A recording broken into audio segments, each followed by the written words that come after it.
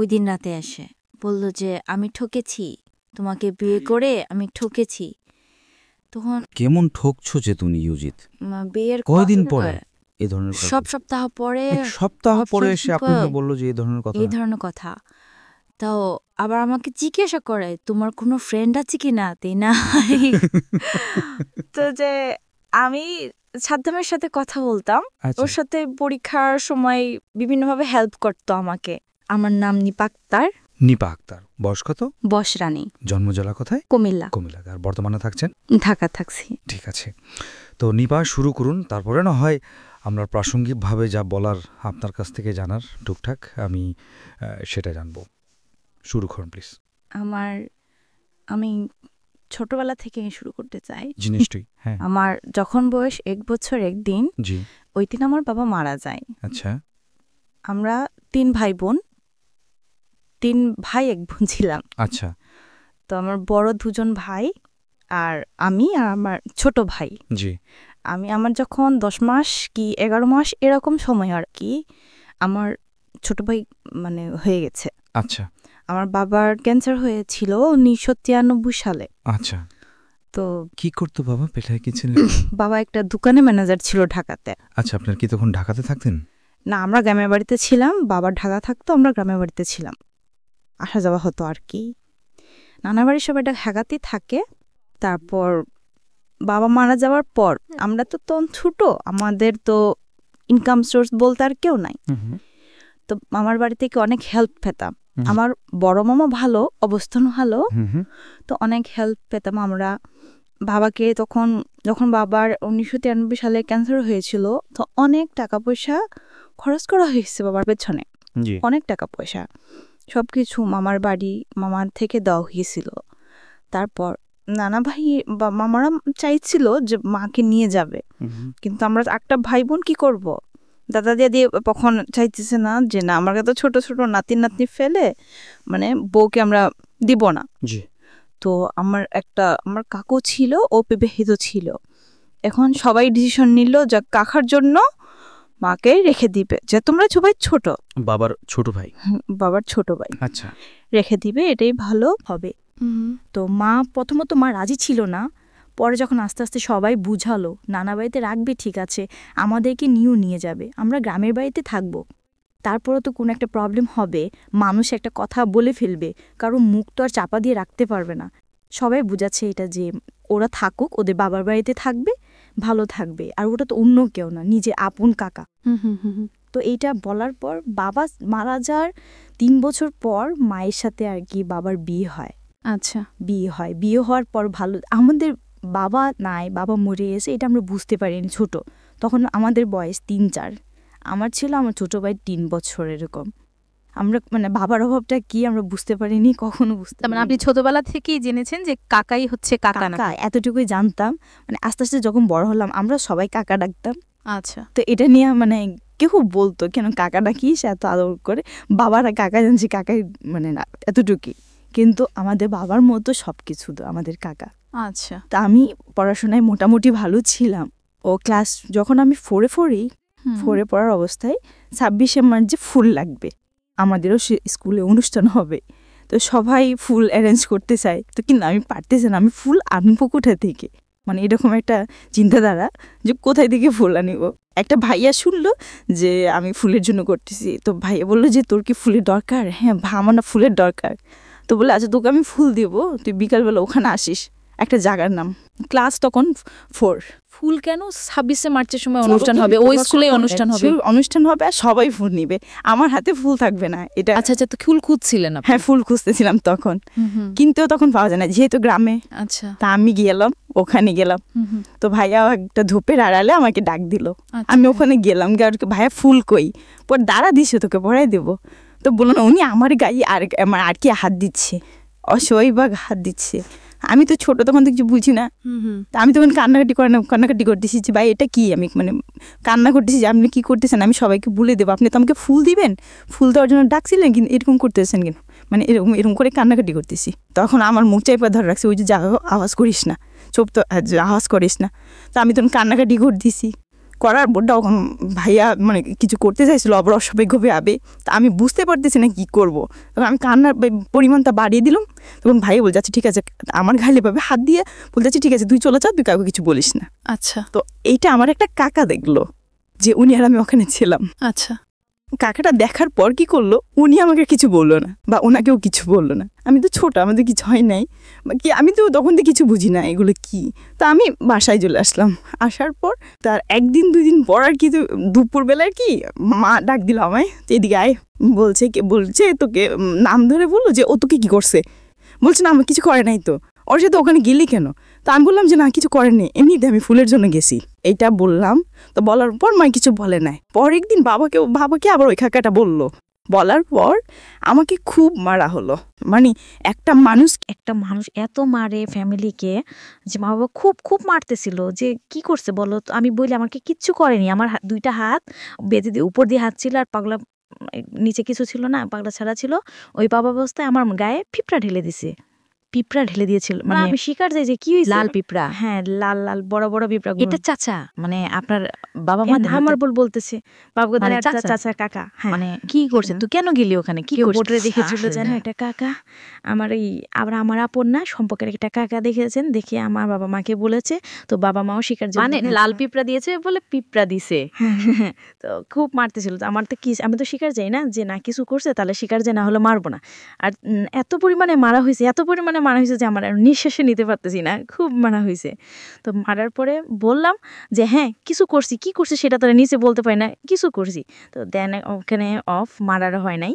তো না হওয়ার পর কয়েকদিন পর আর কি মা কোনো কিছু হইলে ওটা নিয়ে আমাকে ভিন্নবার শোনাতো যে তুই ভালো না, তুই এরকম করস, তুই আমার মান সম্মান ডুবাবি, খুব মারতো। আর আমি খুব কালো ছিলাম। আচ্ছা খুব খুব কালো, এটা নিয়েই শুনতে হইতো কথা। গ্রামের বাড়িতে খুব কথা শুনতে হইতো, কালো এত কালো, মানে কেউ দেখলে না চিটকা কালো, এরকম একটা জিনিস ব্যাপারটা। তখন এই যে পড়াশোনা খুব ভালো ছিলাম, তখন নিজের আস্তে আস্তে মানে কেমন যেন একটা কাজ করতেছি যে বাড়ির সবাই এরকম বলে, আর এটা নিয়ে আমার সারাক্ষণ কথা শুনতে হচ্ছে। আসলে তো আমি কিছু করিনি, যে কোনো সমস্যা হলে মা আমাকে এগুলা নিয়ে কথা শোনাতো। হ্যাঁ কথা শোনাতো, যে কোথায় যেতাম মা দিত হ্যাঁ এই জন্য যাবি নাকি, মা এটা বলতো। মা এখন বুঝি হয়তো মা শাসন করতেছে, কিন্তু শাসন করাটা এইভাবে হয়তো উচিত ছিল না, বোঝাতে পারতো। হ্যাঁ। তো এটা না করে এরকম করতো। তা আমি খুব ডিপ্রেশনে ভুগতেছিলাম, যে কারো কাছে কিছু বলতে পারতাম না, কিন্তু নিজেই এখানে বসে কাটতাম। আচ্ছা আমার মেজো ভাই ও আবার মাঝে মাঝে বলতে, এই তোর মা কি বলে রে, এটা ও আমার 2 বছরের বড়। তো তখন ও ছোট, মা তোরে কি বলে রে, এটা বলছে মানি না মা কি বলেন। তো মা যখন এক ছেলেটার বাপের নাম উল্লেখ করে বলতো, তো ওই ছেলের সাথে এখন করতে চাস, ওখানে যাবি, কোথায় যাবি, কোথাও যাওয়ার নাম করলি, হ্যাঁ ওর কাছে যাবি, মানে এইরকম কি। তো ভাই বলতো ওর নাম কেন বলছে, তো জানি না। আচ্ছা বাদ দেন। তো আমরা ভাই বোন, ছোট মেজো ভাই আর আমি খুব মিল ছিলাম, মানে খুব মিল। যাই সমস্যক দুজন দুজনকে খুব ভালোবাসতাম, ভাই বোন দুজনকে। তো এরকম চলতে চলতে ক্লাস 7-এ চলতেছে পড়াশোনা, যে ওইটা একটা ভালো একটা পড়াশোনাটা নিজে একটা পর্যায়ে ছিল, ওই রাস্তা মাঝখানে বর্ষ হয়ে গেল। আমি আর পড়াশোনাটা ঠিক মতো নিতে পারছি না। এটা হওয়ার পর আমি যে এটার সাথে জড়িত না, সেই দোষটা আমার আহারে আসছে। এবং এটা নিয়ে খুব বেশিটা মানে কেউ তাকায় হতে বলতেছে যে তুমি তো তোমার গোষ্ঠীর বাহিরেই। হ্যাঁ তবে একটা কাজ হইতো, যদি ফর্সা হতা, চেহারা মোটামুটি ভালো হইতো, এখানেও নিয়ে আপনাকে বলা হইতো। মানে আমি এসে শুনতাম, কিন্তু কাউকে কিছু বলতাম না, মাকেও বলতাম না যে মাই আমাকে এটা বলে, কোনোদিনও মাকে কিছু বলতাম না, যে যাই বলুক না কেন। এরকম করতে করতে আমার আর মানে পড়াশোনার দিকে আর মন নাই, ওই এসব নিয়ে সারাক্ষণ চিন্তা যারা ছিল। তো ক্লাস 6-এ তখন উঠি, তখন মানে খুব অসুস্থ হয়ে যায় আমি এইসব এর ভিতরে।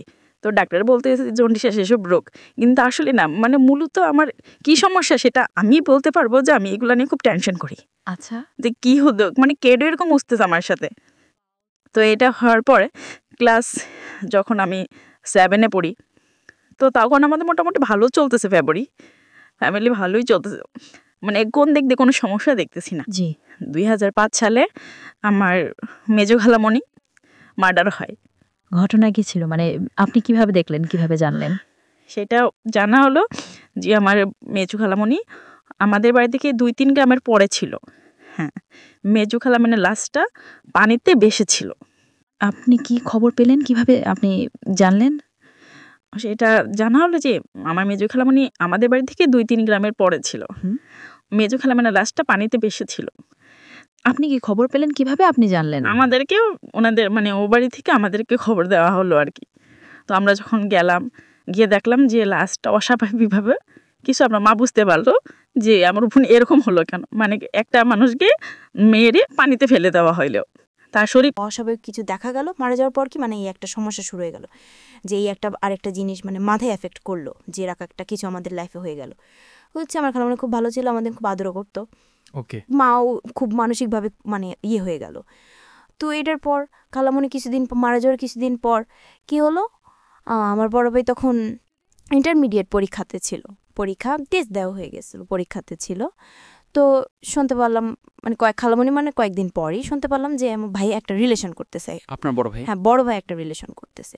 তো ওনারা দিবে না ভাইয়ের কাছে, বা আমরা ওইটা আনবো না, এরকম কিছু চলতেছে, এরকম নিয়ে আর কি চলতেছে। মানে কি যে একটা অবস্থা, মানে বলে বোঝাতে পারবো না। তখন আপনি কোন ক্লাসে? ক্লাস 7-এ, ক্লাস 7। মানে ক্লাস 4 থেকে না, ক্লাস 4 থেকে কিন্তু কোনো ছেলের সাথে কোনোদিন কোনো ছেলের সাথে আর মিশি না, মানে ঘটনার এই পর ঘটনার পর থেকে কোনো ছেলের সাথে আমি মিশি না। এবং বাড়িতে কোনো ছেলে আমার পরিচিত হোক অপরিচিত হোক কারোর সাথে কোনো কথা হয় না। স্কুলে যেতাম, আসতাম, পড়াশোনা করতাম, যতটুকু পারতাম আমি এভাবেই চলত।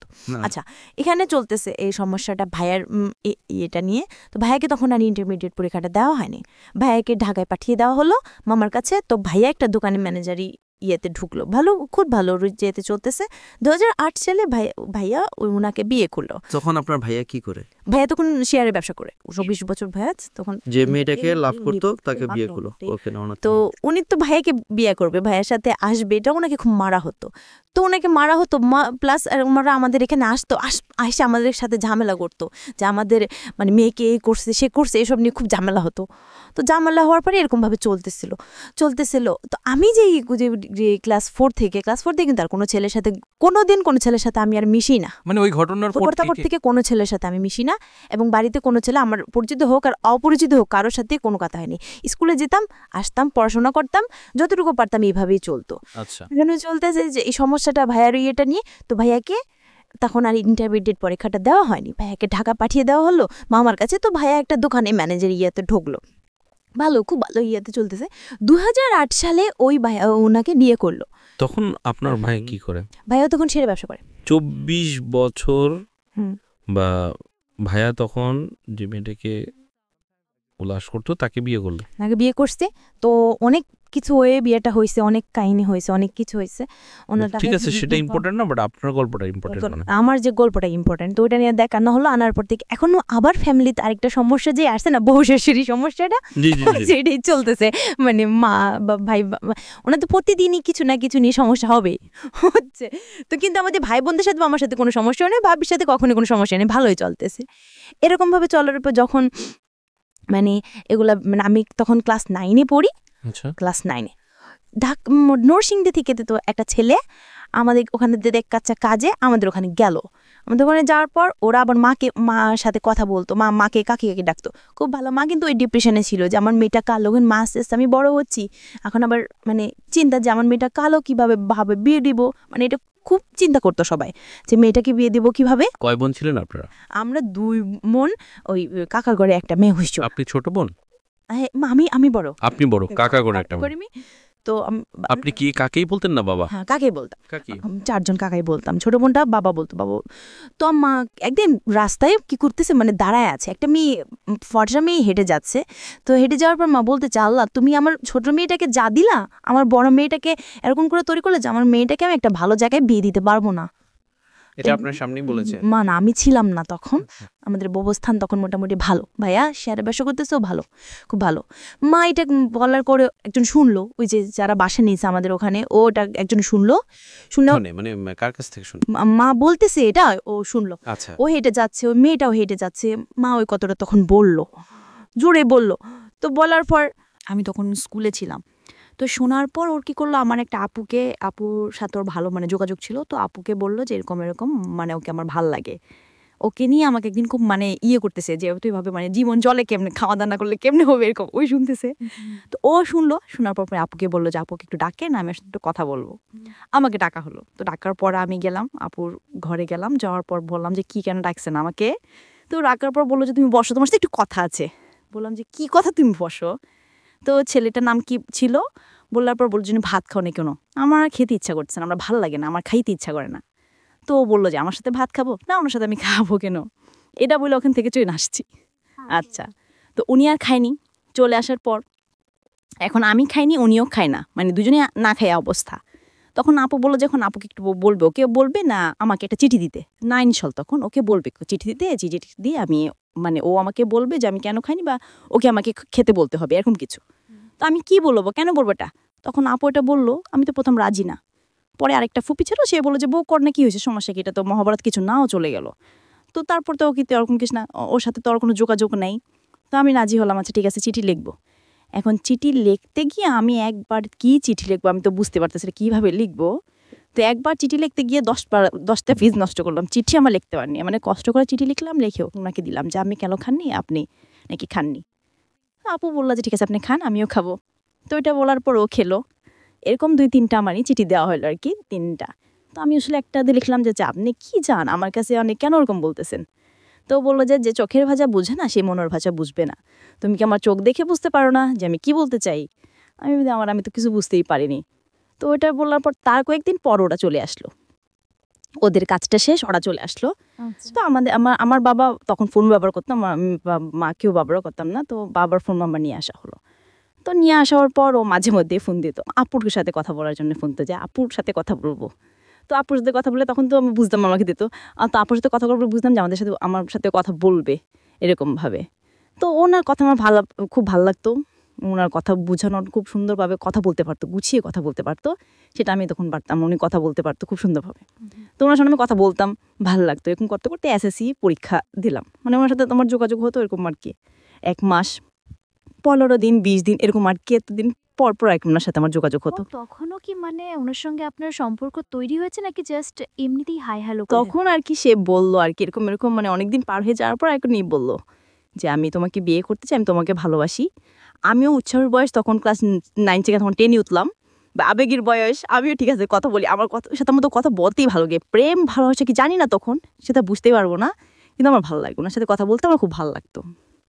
তো ভালো লাগার পর কথা বলতে মাঝে মধ্যে এরকম ফোন দিতে কথা বলতাম। উনি তখন বললো যে না তোমাকে কেন এত ভালোবাসি, এরকম এরকম তোমার মা একদিনটা বললো। আর আমি তখন মনমোটা চিন্তা করলাম যে আমি যে কাকির মেয়েকে আমি বিয়ে করবো, এটা যা কিছু হোক না মারা কে, এখন ও চিন্তার কি যে আমাকে আসলে আমার ফ্যামিলি দিবে কিনা ওর কাছে এসে, এরকম চিন্তাধারা হইতো না, এরকম চিন্তাধারা ভাবনা করতো। করার পর আস্তে আস্তে চলতে চলতে তখন 2010 সাল, আমি তখন ইন্টারমিডিয়েটে পড়াশোনা করতেছি। তো একটু দেখা করতো শারীরিক ফিটনেস, আসার পর আর কি ওর সাথে এরকম হয়েছে এই যে ওর সাথে আমি দেখা করব রাত্রিবেলা, অপর বাসায় আসলো। তো আমি আমার ঘর থেকে বের হলাম, ওর সাথে আমি দেখা করলাম, মানে আমি এরকম হলো যে ওর সাথে আমি দেখা করবো, আমাকে অনেকদিন পরবো গাছের পাইছে, আমাকে ধরবে, এরকম কিছু চিন্তা তারা ছিল যে আমাকে ধরবে, জড়িয়ে ধরবে, বা আমি এরকম কিছু। তো আমি ও মানে এরকম করে আবার হাতটা সরাই ফেলে হাত যে ব্যথা পাইছে, তারপর হাত ফাড়াই ফেলো, যে সে আমাকে কোনোদিনও টাচ করবে না, মানে ওর চিন্তা আমার ছিল যে সে আমাকে টাচ করবে না, যা করবে না আমি পরে, মানে ওর চিন্তাটা এরকম ছিল। তো ভাবার পর গেল, ওটা যাওয়ার পর যখন এসএসসি পরীক্ষার পর ইন্টারমিডিয়েটে উঠলাম, তখন আবার ও বললো যে ওর সাথে আমি দেখা করব। তো এখন কিভাবে দেখা করব, দেখার কথা ব্যাপার আছে, আমার বাড়িতে আসা লাগবে না। তো এটা মোটামুটি বাড়িতে জেনে গেল আমার বাড়িতে জেনে গেল, জানার পর আর কি বড় ভাই আর কি আমাকে বললো যে উনি এটা কি ঠিক। আমি আবার ভাইকে বললাম যে ভাই বিশ্বাস রাখতে পারবো না। যখন ভাই একটা সময় আমাকে বুঝালো যে এরকম কিছু করিস না, ভাইয়া করছি, ভাইয়া ভুল করছি, কিন্তু তুই করিস না। তখন ভাইয়া ঠিক আছে আমি এসব কোনদিনই করবো না। যখন ভাইয়া আমাকে বোঝালো তখন ভাইয়াকে আর কিছু বললাম না, চুপচাপ শুনে গেলাম। এখন 2010 সালে ওর সাথে আমার দেখা করতে হবে, যখন ইন্টারমিডিয়েট পড়তেছে তখন বললাম যে ওর সাথে আমি দেখা করব। ওকে ফোন দিলাম, তো ফোন দেওয়ার পর একটা জায়গা সিলেক্ট করে হলো যে এখানে দেখা করব। দেখার পর তো ও আমাকে আসার আগে বললো যে আমি তোমাকে দেখা করব, তবে মানে আমি তোমার কাছে একটা জিনিস চাইবো, তুমি কি সেটা দিবা? ও তখন নারায়ণগঞ্জে, কি নাম ছিল ছেলেটা, তখন বললো যে আমি তোমার সাথে দেখা করব, তুমি কি সেটা দিবা? তো বললাম যে কি? তো বললো যে আমি তোমাকে একটা কিস করব। তো আমি তখন বললাম আমি থাপড়ে দেবো, নারায়ণগঞ্জের ওপর পাঠাই দিব। আমি এটা বলতেছি, ওকে যেন হাসতে পাগল হয়ে গেছে, বলো কি আমাকে সব পাগল। যাই হলো, ওর সাথে আমার দেখা করার আসলো। আসার পর আমার একটা আপুর বাসার অন্য আর একটা আপুর বাসা দেখা করলাম, করার পর ওর সাথে তাও আমার দূরত্ব 2.5 হাত 3 হাতের মতো এরকম দূরত্ব, কিন্তু বাচ্চার কথা বললাম, দেখা করলাম, করার পর ও চলে আসলো আনগঞ্জে, আমি চলে গেলাম বাসায়। তো তারপরে সে ফোন দিল, ওকে ফোন দিয়ে বললো যে জানো আমি তোমাকে চাইলে কিছু করতে পারতাম, চাইলে তোমাকে একটা কিস করতে পারতাম, কেন করিনি জানো? বললাম যে কেন? যে আমি যদি তোমাকে এখন একটা কিস করতাম তাহলে এখানে সব কিছু শেষ, আমি জানি তুমি কেমন ধরনের মেয়ে, এখানে সব কিছু তুমি শেষ করে দিতা, কেন আমি সেটা করিনি। আমার দরকার তোমাকে সারাটা জীবন, আমার সারা জীবন ভালোবাসা নিয়ে আমি থাকতে হবে, তোমার ভালোবাসা নিয়ে। তো আমি এই সামান্য কতটুকু একটা কিসের জন্য আমি আমার সারাটা জীবন নষ্ট করতে চাই না, আমার ভালোবাসার মানুষটাকে আমি হারাতে চাই না। ঠিক আছে, আপনাদের মধ্যে স্টুডেন্ট ধরনের কিছু কথোপকথন, এটা যখন শুনলাম, ওটা শোনার পর আমি তো মানে তখন বললাম যে না, একে ছাড়া যাবে না। আপনার তাকে এই ধরনের কথা বলে খুব ভালো লেগে হ্যাঁ গেল। ভালো লেগে গেল, একে ছাড়া যাবে না। তো আচ্ছা আমি পড়াশোনা করতেছি, পড়াশোনা করি, ওর থাকুক, যেহেতু সবাই বলতো যে আমি কালো, আমার বিয়ে হবে না, এই সেই, তাহলে তো আমার সমস্যা নেই, আমি পড়াশোনা করি, ওর কাজ করুক, বাইরে চলে যাবে। আচ্ছা, তো কলেজে এখন লেখাপড়া করতেছি, মানে সবার একটাই কথা, তুই এত কালো, কিছু তো ব্যবহার করতে পারিস না, কিছু ব্যবহার কর, এখনকার মেয়েরা কত কিছু ব্যবহার করে, কিছু ব্যবহার করে ফর্সা এই মানে এরকম কিছু বলতেছে। এমনও ফ্রেন্ড আছে যে টাকা ধার নিলাম, তো টাকা ধারের বদলে কি বললো যে আচ্ছা ঠিক আছে টাকাটা পরে দিচ্ছি, এবারে দোকান থেকে আমাকে ফর্সা ক্রিম দিচ্ছে। জিনিসটা কেমন? আচ্ছা, তো এটা দরকার কি? আমি যেমন হচ্ছে তেমনই থাকি না, দরকার কি? এটা করলাম কয়দিন পর তো আমি আবার যে হয়েছে যাবো, তার দরকার কি? তার থেকে এমনি থাকা ভালো। এরকম করে চলতেছিল। আমি যখন প্রাইভেট ইন্টারমিডিয়েট পরীক্ষা দিয়েছিলাম তখন আমি হিসাব বিজ্ঞান প্রাইভেট পড়তাম একটা মামের কাছে। তো আমার হিসাব বিজ্ঞানে খুব ভালো ছিলাম, খুব ভালো স্টুডেন্ট ছিলাম, যে যে কোনো কিছু আমাকে দেখাতো, একটা চ্যাপ্টারে একটা কিছু দেখাতো, দ্বিতীয়বার দেখাতো হইতো না। তো এভাবে ভালো মোটামুটি ওই যে জ্বর ক্লাস 4 দিকে ছেলেদের সাথে কথা বলা বন্ধ হয়েছে, এখন মানে আস্তে আস্তে ছেলেদের সাথে মিশতেছি। এবার একজনের সাথে ভালোবাসা সম্পর্ক আর ওদের সাথে ক্লাসমেট, এভাবে চলতেছে, মিশতেছি, মিশার পর ওদের সাথে ভালোভাবে চলতেছি, আবার পড়াশোনা করতেছি। তো মেয়েদের সাথে যাদের সাথে মিশি, তো ওদের একজনকে বলতেছে আর কি যে ও খুব ভালো মেয়ে, ওর আমার একটা ফ্রেন্ড, ওর আরেকটা ভাইকে গিয়ে বলতেছে ও খুব ভালো মেয়ে, মানে ওর সাথে নির্দ্বিধায় চলা যায় যে কোনো জায়গায়, খুব ভালো মেয়ে সম্পর্কে বলতেছে। হ্যাঁ বলতেছে। তো বললো যে আচ্ছা ঠিক আছে, ও কেমন ভালো মেয়ে দেখবো, নাম্বারটা দিস। এই যে এটা বলার পর তা বললো যে নাম্বার ইউজ করে না, কোনো নাম্বার ইউজ করে না, ওকে আর মানে ওর নাম্বার দেওয়া যাবে না। আচ্ছা ঠিক আছে, ওকে দেখবো, মানে অতটুকু ওখানে আদৌ চেপেছে। আর এই যে এর সাথে যে আমি দেখা করলাম, করলাম, তারপর থেকে ওর সাথে আমি মানে যোগাযোগ মতো করতাম যে এর সাথে আমি এখন কথা বলবো, দেখি না ও মানে ভালো কোনো পজিশনে যায় কি না। ওর মায়ের নাম্বার তো আমার কাছে আসেই, ভালো একটা পজিশনে যখন যাবে তখন আমি আমার পড়াশোনাটা শেষ করি, সবকিছু মাথা থেকে দূরে ফেলে আমি আমার পড়াশোনাটা করি। আমার খুব ইচ্ছা ছিল যে আমি অ্যাকাউন্টিং অনার্স করব, এরকম ইচ্ছা ছিল। তো এখন আপনি ইন্টারে পড়েন, ইন্টার পরীক্ষার্থী, তখন আমার যখন পরীক্ষা চলে আসতেছে, এখন আমার ফোনের দরকার। মেজো ভাইকে বললাম দেখ ভাই এখন তো আমার পরীক্ষা চলে আসছে, এখন আমি কি করব, মতো ফোনের দরকার। এখন বলতেছে আচ্ছা ঠিক আছে আমি ভাইয়াকে বলবো। এইদিকে মনে হয় সাংসারিকভাবে যেটা হচ্ছে যে ভাইয়া বা মায়ের সাথে ভাবির প্রবলেম চলতেছে, অনবরত যুদ্ধ চলতেছে। এখন সবাই বলতেছে যে এভাবে তো হয়, মেয়েটাকে বিয়ে দিয়ে তো, যেহেতু মেয়েটা বড় হয়েছে মেয়েটাকে বিয়ে দিয়ে তো, এরকম ভাবে সংসার তো নষ্ট যাচ্ছে। এখন 2 দিন পর মেয়েটা দেখতে এমনিতেই কালো, তার উপর যদি সমস্যা এরকম, মানে ফ্যামিলিতে এরকম সমস্যা, কেউ ভালো কোনো জায়গায় বিয়ে দিতে পারবে না, এমনি তো ভালো জায়গায় বিয়ে দিতে পারবে না। এরকম মানুষ বলে, মুখের উপর এসব কথা বলে, খুব খারাপ লাগে। তো এসব চলতেছিল। তো ভাই আমাকে ফোন দিল, যখন মেজবাই বললো যে ভাই ওকে ফোন দেন, ওর তো এখন ফোনটা লাগে, যেহেতু সবার সাথে যোগাযোগ করতে হবে, পরীক্ষা চলে আসছে। তো ওটা বলছে, তো ভাইয়া ফোন দিয়েছিল আমাকে। ফোন দেওয়ার পর ওই যে আমার যে ফ্রেন্ডের বললো যে আমার নাম্বার দেওয়ার জন্য, ওকেও আমার মেয়ে বন্ধুটা ওকে নাম্বার দিল। দেওয়ার পর ফোন না 2-3 দিন পর নাম্বার দিল, আমাকে ফোন দিচ্ছে, SMS দিচ্ছে। তো আমি তো ফোন পিক করতেছি না, বা SMS কে আপনি, SMS বলতেছি যে আপনি কে, কেন আমাকে ডিস্টার্ব করতেছেন এসে, এরকম চলতেছে। ও অন্যান্য জায়গায় পরিচয় দেওয়ার পর নাম্বার ফোন দিলাম। এটা আমার ক্লাসমেটই ছেলেটা, আমারই ক্লাসমেট, আমি ওকে দেখিনি, চিনিও না কোনোদিনও। আচ্ছা, কিন্তু নাম্বারটা নিয়েছে। হ্যাঁ, ওর একটা বোন থেকে আর কি, ও আমার সাথে আমাদের সাথে পড়তো। তো দেওয়ার পর মিনিটে আপনার নাসিরের সঙ্গে যোগাযোগ হবে? হ্যাঁ, ওর সাথে আমার যোগাযোগ সম্পূর্ণ হয়ে যাবে। তো দেওয়ার পর ফোন দেওয়ার পর এখন করতেছে, মা শুনলো। আমি যখন বললাম যে আপনি আমাকে ফোন দিয়েন না, আমার প্রবলেম হবে এসে, তখন মা শুনলো। মা তো ফোনার পর আমার সাথে খুব মানে রাগারাগি করতেছে। তো রাগারাগি করার পর আমি কি করলাম, মাকে, ভাইয়াকে, বড় ভাইয়া তখন বাড়িতে জন্য, ভাইয়াকে ফোনটা দিয়ে দিলাম যে ভাইয়া ধরেন, কে ফোন দিচ্ছে, আমি যে চিনি না ওকে, আপনি কথা বলে দেখান। তখন ভাইয়া কথা বললো যে ভাই আসলে আমি ওর ক্লাসমেট, ও আমাকে কখনো দেখেনি। হুম। ওর কাছে ওর সম্পর্কে আমি অনেক জানছি, জানার পর আমার ভালো লাগলো, এজন্য ওর সাথে আমি একটু কথা বলতে চাইছি। আর ওর সাথে আমি ফ্রেন্ডলি কথা বলবো, আমি কথা দিচ্ছি ওর সাথে আমি ফ্রেন্ডলি কথা বলবো। তো বললো আচ্ছা ঠিক আছে। যখন আমার ক্লাসমেট এরকম কথা বলে আমার ভাইয়ের কাছে যে খুব ভালো মেয়ে ভাইয়া, ওর সাথে আমি কথা বলবো, তখন ভাইয়া বললো যে আচ্ছা ঠিক আছে। তো ভাইয়া এসে বলেছে যে তুই কথা বলিস ওর সাথে, তো ওর ক্লাসমেট। তখন ওর সাথে কথা বলতে লাগলাম, মাঝে মধ্যে কথা বলতো, মাঝে ফোন দিত। তো ওর তখন মানে সম্পর্ক ছিল, তো বলতো আমাকে যে বাবার সম্পর্কে আমাকে বলতো যে আজকে প্রেমের একটা সম্পর্ক ছিল অন্য একটা মেয়ের সাথে। ছেলেটার নাম কি ছিল? সাদ্দাম। সাদ্দামের সঙ্গে আপনি কথা বলতেন? হ্যাঁ। ক্লাসমেট সে? হুম। ওর আবার অন্য একটা মেয়ের সঙ্গে সম্পর্ক, সেটা আপনি কি বলতেন? হ্যাঁ, আমাকে বলতো। আচ্ছা। তা আমাকে বলার পর এভাবে চলতেছিল। তখন এই যে আমি পরীক্ষা শুরু হয়ে গেল। তো আমি তো তাকে তখন দেখিনি। দেখার পর বলল যে আচ্ছা আমার তো মেয়ে পছন্দ হয়েছে, আজকে সবকিছু থাকুক, মানে আমাদের ভালো একটা আয়োজন করা হয়েছে। সবাই জানলো যে মানে ওর বিয়ে, নিপান বিয়ে, সবাই জানে এটা, সবাইকে মোটামুটি দাওয়াত দেওয়া হয়েছে। আর ছোটোখাটো অনুষ্ঠান যাকে বলা হয় আর কি, মোটামুটি সবাই জানলো যে আমার বিয়ে আজকে। তো তখন বললো যে আমার মেয়ে পছন্দ হয়েছে। আচ্ছা, এটা তো আমাদের বাবা তাছাড়া কাউকে আনেনি, শুধু ও আসলো, আর ওর কোনো কয়েকটা ফ্রেন্ড নেই। তখন সবার মনে খটকা লাগলো, কিছু নিয়ে আসেনি, একটা বিয়ে করতে আসবে, একটা শাড়ি তো নিয়ে আসবে, কিছু নিয়ে আসেনি। তো ধর সবার মনে একটা খটকা লাগলো, লাগার পর আর কি ওর যেটা হলো যে আমাকে ওর পছন্দ হয়নি। মানে বুঝলাম না ঠিক, আপনাকে কেউ পছন্দই করলো আবার পছন্দ হয়নি বলতে? মানে ওরা ওর ফ্যামিলি পছন্দ করলে, ও এটা বললো আর কি, মিথ্যে বললো যে আমার মেয়ে পছন্দ হয়েছে, আমি আগামীকাল আমার বাবাকে পাঠাবো, আমার কাকিকে পাঠাবো, পাঠিয়ে তারপর মানে বিয়ের ডেট ফিক্সড করবো, এটা বলে আমি এটা বলে চলে গেল।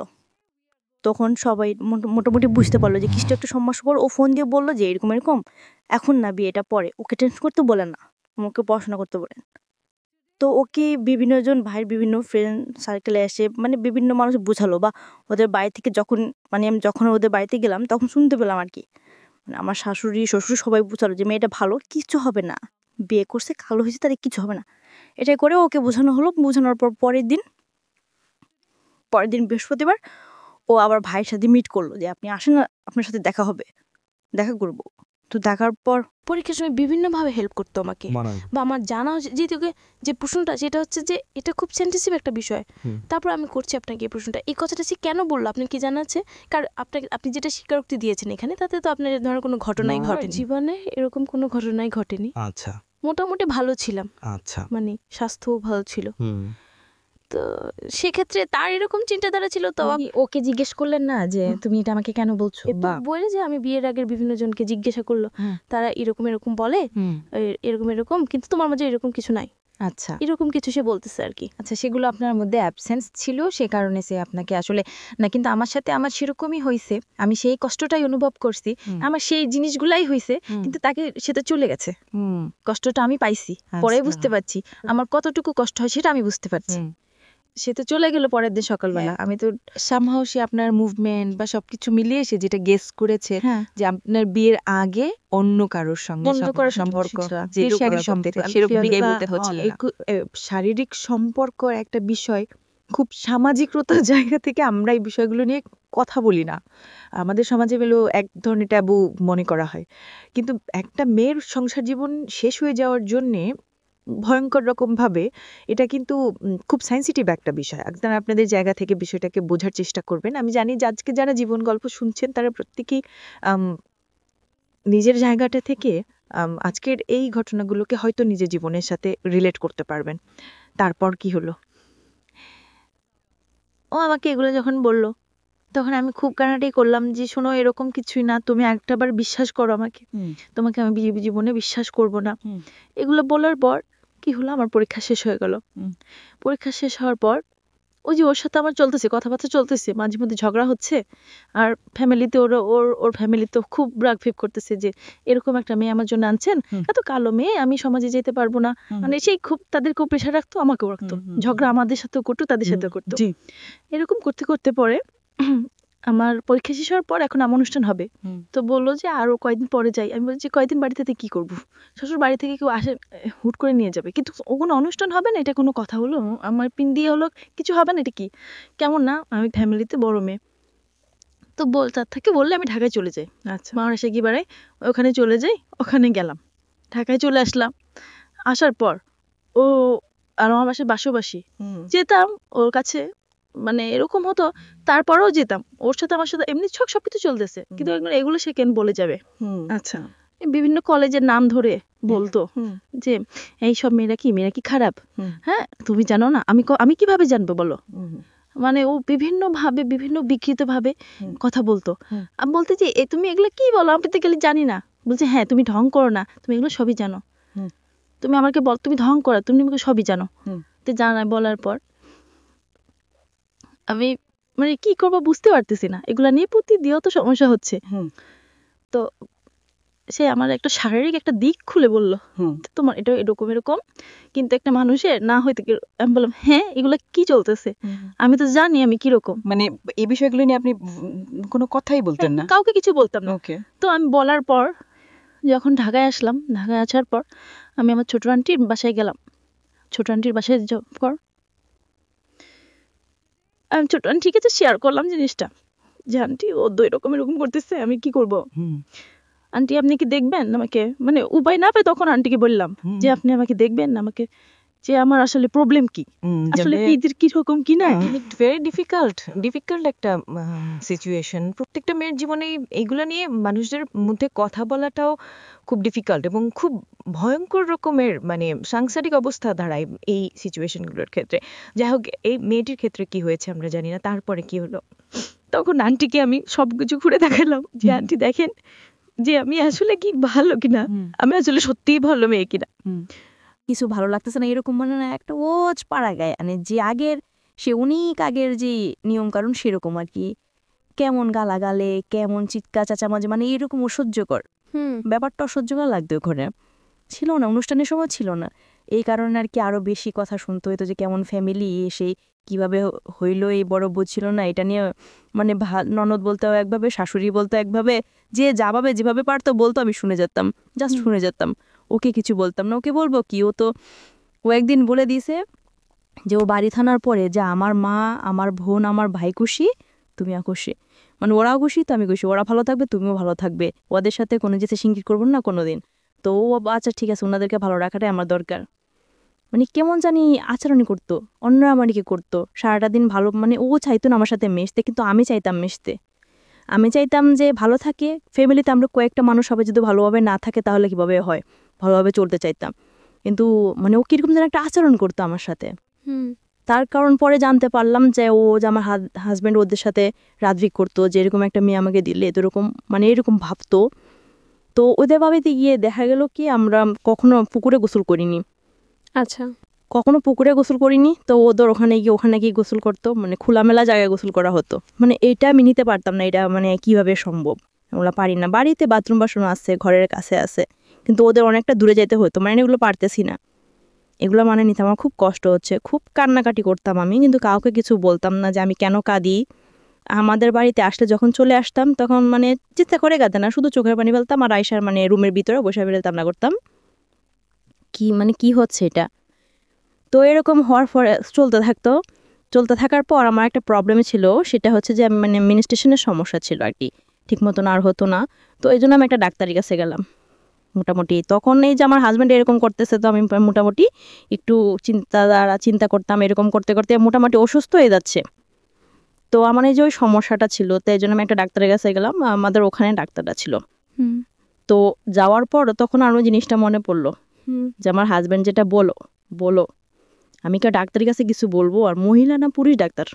আচ্ছা, তখন আমি মানে কিভাবে বলবো আমি একটা মেয়ে, কিভাবে বলবো, মানে অনেক সংকোচ করে তারপর বললাম যে না আমাকে বলতে হবে, আমার হাজব্যান্ডটাকে নিয়ে চলতে হবে আমাকে। এর মধ্যে কিন্তু ওকে আমি অনেক ভালোবেসে ফেলছি, আমার হাজব্যান্ডকে অনেক ভালোবেসে ফেলছি। তো আমি কি করলাম, ডাক্তারকে বললাম আর কি। তো ডাক্তার বুঝতে পারেনি, তখন আমি একটা কাগজে কলমে এঁকে তাকে দেখালাম যে এরকম কিনা। তো তখন উনি বলো যে এটা কিভাবে কি বলে, এটা তো সবারই এরকমই হয়, আর আমার ওয়াইফকে আমি বিয়ে করছিলাম, আমার ওয়াইফের তো একই অবস্থা, এইটা তুমি কি বলো। মানে শরীরের মনে দিক দিয়ে যে ছোট বড় এরকম থাকে, তো এটা নিজে এরকম করার কিছু আসে যায় না। তখন উনি বললো যে তুমি কিসে পড়ো বা পড়াশোনা করছো কি না। তখন আমি বললাম যে হ্যাঁ আমি ইন্টার কমপ্লিট করছি, এখন ডিগ্রিতে অ্যাডমিশন নিব, এরকম চিন্তাধারা আছে। ওর কিন্তু পড়ানোর ইচ্ছা ছিল আমার হাজব্যান্ডের, যে তোমাকে আমি পড়াবো, আমাকে জিজ্ঞাসা করছো তুমি পড়বা কিনা, বলছি আমি পড়বো। তখন কি হলো, ও আমাকে পড়াবে, এখন ভর্তি হতে হবে তো কোনো জায়গায়। তা আমি কোচিং টোচিং করলাম না, কোনো জায়গায় পরীক্ষা দিতে পারবো না। তা আমি যে কলেজে পড়াশোনা করছি ওখানে আমি ডিগ্রিতে ভর্তি হয়ে যাই, ওটা ভালো হবে। তা আমার চিন্তা ছিল এখানে পড়াশোনা করব। এখন আমার হাজব্যান্ডকেই আমি আমার যে বিয়ের আগে যে ওই যে ফ্রেন্ডরা ছিল বললাম, তো ওর সাথে আমি কথা বলছি। ভাইও বললো যে কথা বলিস, ওকে বললো আর কি, তোমার কোনো ছেলে বন্ধু আছে কি না, কলেজের মধ্যে অনেক কিছু থাকে। হ্যাঁ ওকে আসছে, আমার একটা ফ্রেন্ড আছে, সে আমার ক্লাসমেট হলেও আছে, ভাই হলেও আছে, ফ্রেন্ড হলেও আছে, খুব ভালো ছেলে, খুব ভালো ছেলে। ওকে পরিচয় করিয়ে দিল। তো ও আবার বলে যে নিবা তো মানে ঢাকাতে বা কুমিল্লাতে এসব পূর্ণ জায়গায় ভালো জায়গায় পড়াশোনা করার ইচ্ছা আছে, ওকে ভর্তি করেন, ওখানে ভর্তি করেন, আমরাও পড়াশোনা করব। ওইটা শোনার পর আমার হাজবেন্ডের মাথায় কাজ করতেছে, কেন ওই ছেলেটা বললো ওর সাথে সম্পর্ক। Okay fine. হ্যাঁ, এটা বলার পর তখন আমার হাজবেন্ড কি করলো, সরাসরি আমার বড় মামির কাছে ফোন দিল আমাকে পড়াশোনার ব্যাপারে, যে বড় মামি একে কি করবো, কিন্তু বড় বন্ধু তো একটা কাজ করবে, কুমিল্লাতে ভর্তি করা দেয়। বড় মামিকে বলতেছে। তখন বড় মামি খুব রেগে গেল যে কেন কুমিল্লাতে ভর্তি করাবে তুমি ওকে, হয় ঢাকাতে ভর্তি হবে, নাহলে ওদের কলেজে লেখাপড়া করেছে ওখানেই ভর্তি করা, তুমি কেন কুমিল্লাতে ভর্তি করাবা, এখন যোগ তো ভালো না, তুমি থাকবা ঢাকাতে, তোমার ফ্যামিলি থাকবে এক জায়গায়, মা ওর ফ্যামিলি থাকবে এক জায়গায়, ও থাকবে কুমিল্লাতে, তো হয় না। ও যে অন্য কারোর সাথে চলে যাবে না, এটা তো কোনো কথা কেন, যেহেতু তুমি পড়াশোনা করো না, সে পড়াশোনা করতেছে, তখন ওর মাথায় অন্য কিছু কাজ করবে। আর বড় মামি কথাটা বলতেছে, ওকে তুমি তোমার কাছে রাখো, এনা তুমি গ্রামে পড়ো, যে কোনো একটা রাগদা করে ওইভাবে দাও, ঠিক হবে না। তো মামি ঠিক থেকে এটা বললো, তো আমিও চিন্তা করলাম যে হ্যাঁ এটাই ঠিক, মেয়ে মানুষ কলেজে পড়াশোনা করছে, ওখানেই ভর্তি হয়ে যাই। তো ওখানে ভর্তি করাবে না, ওদের ওখানে একটা কলেজে আমাকে মানে চাপ করছে যে ওখানে ভর্তি হয়ে যাও। বাবাকে বলে যে দেখেন ও আমার বাড়িতে থাকতে হবে, ওকে আমি যখন ঢাকা আনতে পারবো না, আমার একটু প্রবলেম, তো একটা কাজ করে বলেন যে আমাদের ওখানে ভর্তি হইতে, আর সমস্যা কি, পড়াশোনাগুলো সার্টিফিকেট তো একই, এত কিছু চিন্তা করো না, চিন্তা করি না, যা বললো তার কথাটা ঠিক আছে। ভর্তি হয়ে গেলাম, ওখানে ভর্তি হয়ে ডিগ্রি অ্যাডমিশন নেওয়ার পর অতটুকু ভর্তি হওয়ার ডেট আমার যতটুকু ছিল তার আগে আমাকে ভর্তি করে দিয়েছে, তার যাতে আমি কোথাও ভর্তি না হতে পারি, মানুষ চেঞ্জ না হয়ে ওদের বাড়িতে আনাই কিছুদিন পর আমাকে ভর্তি করা হলো পড়াশোনায়। যখন আমি ভর্তি হয়ে গেলাম তখন ওই ইয়েকে বললাম, আমি ওই ডাক্তারকে আমি তখন বলতেছি, ডাক্তার বললো যে তুমি কিসে পড়া হচ্ছে, এখান থেকে আমি ইন্টারমিডিয়েট কমপ্লিট করে আমি ওখানে ভর্তি হলাম। তো বল তোমার হাজবেন্ড কতটুকু পড়াশোনা করছে, তো আমি আসলে বলতে পারবো না, আমি আদৌ বলতে পারবো সে কিসে পর্যন্ত পড়াশোনা করছে। এটা আমাকে ডাক্তার জিজ্ঞাসা করতেছে। আমি ডাক্তারের কাছে গেলাম, আমি অসুস্থ হয়ে গেলাম, ওই যে আমার পিরিয়ডের সমস্যা ছিল, ওই ডাক্তার কাছে গেলাম। তো তখন আমি ডাক্তারকে বললাম যে এরকম কোনো সমস্যা হয় কিনা, তো ডাক্তার বলছে আচ্ছা, ডাক্তার যখন আপনাকে জিজ্ঞেস করেছি, আমার হাজবেন্ড তো আমাকে বলে একটা কথা যদি ভালো হয় এরকম মানে মানে মানে সাথে না থাকাটাই বেটার। এরকম চিন্তাধারা আমি তো জানি এরকম কিছু না, মানে ওদের বাড়িতে আসি বা আমাদের বাড়িতে থাকি, এরকম ভাবে চলতেছে। চলতে থাকার পর 2013 সালের লাস্টের দিকে কি হলো, আমার নাক গলা প্রচুর ঠান্ডা লাগতো, প্রচুর ঠান্ডা লাগে সব সময়, মানে গরম কি শীতকে প্রচুর ঠান্ডা লাগতো। পর ডাক্তারের কাছে নেওয়ার পর জানতে পারলাম আমার মানে টনসিলের সমস্যা, আমার অপারেশন করতে হবে। এটা জানার পর আমার এটা খুব মানে একটু ভয় পাইতেছে, আমার অপারেশন করতে হবে, এটা নিয়ে আমি কৌটি কান্নে ডুবে লেগে, ও তখন আমাকে সাপোর্ট করতেছে, সম্পর্কে কিন্তু ভালোই চলতেছে, ওইগুলো কথাগুলো কিন্তু চলতেছে, কিন্তু সম্পর্কে ভালো চলতেছে। আমাদের এলাকাতে মানে সবাই বলতো যে নিপার হাজব্যান্ড খুব ভালো, এরকম ছেলে মানে হয় না, অনেকে এসে বলতো যে আমার সামনে বলতো যে মনে এরকম একটা মানে ছেলে পাইলে আর মেয়েকে বিয়ে দিতে থাকবো না, আমার হাজব্যান্ড এত ভালো, এর চুম হয় একদম, মানে এরকম একটা চুলি স্টাইল পেলাম মেয়েকে বিয়ে দিতে থাকবে, অনেকে এসে বলতো, আমার সামনে বলতো। তখন আমি হাসতাম মনে যে আমি জানি জিনিসটা মানে মানুষটা কিরকম, যেটা আমি ভালো করে জানিস না, আমি তখন বলতে পারবো না নিজে ভাগবতমেন্টের সম্পর্কে, নিজে হাজব্যান্ড সম্পর্কে তো মানুষকে আমি বলা যায় না, যেহেতু আমি তার সাথে সারাটা জীবন থাকবো। তো তখন আমার নাকের সমস্যা হয়েছিল, হওয়ার পর এখন অপারেশন করতে হবে, তো বললো যে হ্যাঁ অপারেশন ওকে করে ফেলবো, আমার অপারেশনের জন্য সবকিছু হয়, নিজে অ্যানেস্ট করলো, আমার ফ্যামিলি তো কিছুই নাইনি। যখন অপারেশন যেদিন করতে নিলাম কোনটাতে মানে আমি দেখলাম যে আমার মা ছিল, আমার ননদ ছিল, ও ছিল, সবার থেকে ও বেশি মানে উইক হয়ে গেল, এত সুন্দরভাবে আমাকে বোঝাচ্ছে, মানে খুব ভালোবাসে দিয়ে, যেমন তুমি ভয় পেও না, হ্যাঁ আমি থাকবো, আমরা অপারেশনের আমি এই জায়গায় এসে জায়গায় ঘুরতে যাব, খুব মানে ভালোবাসা দিচ্ছে, আমাকে বোঝাচ্ছে, মানে ওই ভালো জিনিসটা তার প্রতি আমাকে মানে খুব বেশি দুর্বল করে ফেলে, যে একটা সময় এরকম করে কিন্তু এরপর সে আমাকে ভালোবাসা দিচ্ছে। ওকে, তো দেওয়ার পর কি হলো, আমার অপারেশন করা হলো, অপারেশন করার পর মোটামুটি ভালো চলতেছে, চলার পর 14 সাল চলতেছে, একদিন আমাকে ফোন দিল ঢাকা আসার জন্য, বাড়িতে সেও যে ও বাড়িতে যেত না ঠিক মতো, বাড়িতে বুদ্ধি গেলে বলতে যে বছরে 3 বার যেত, গ্রামের বাড়িতে বছরে 3 বার যেত, আমাকে আনতো মাঝে মাঝে।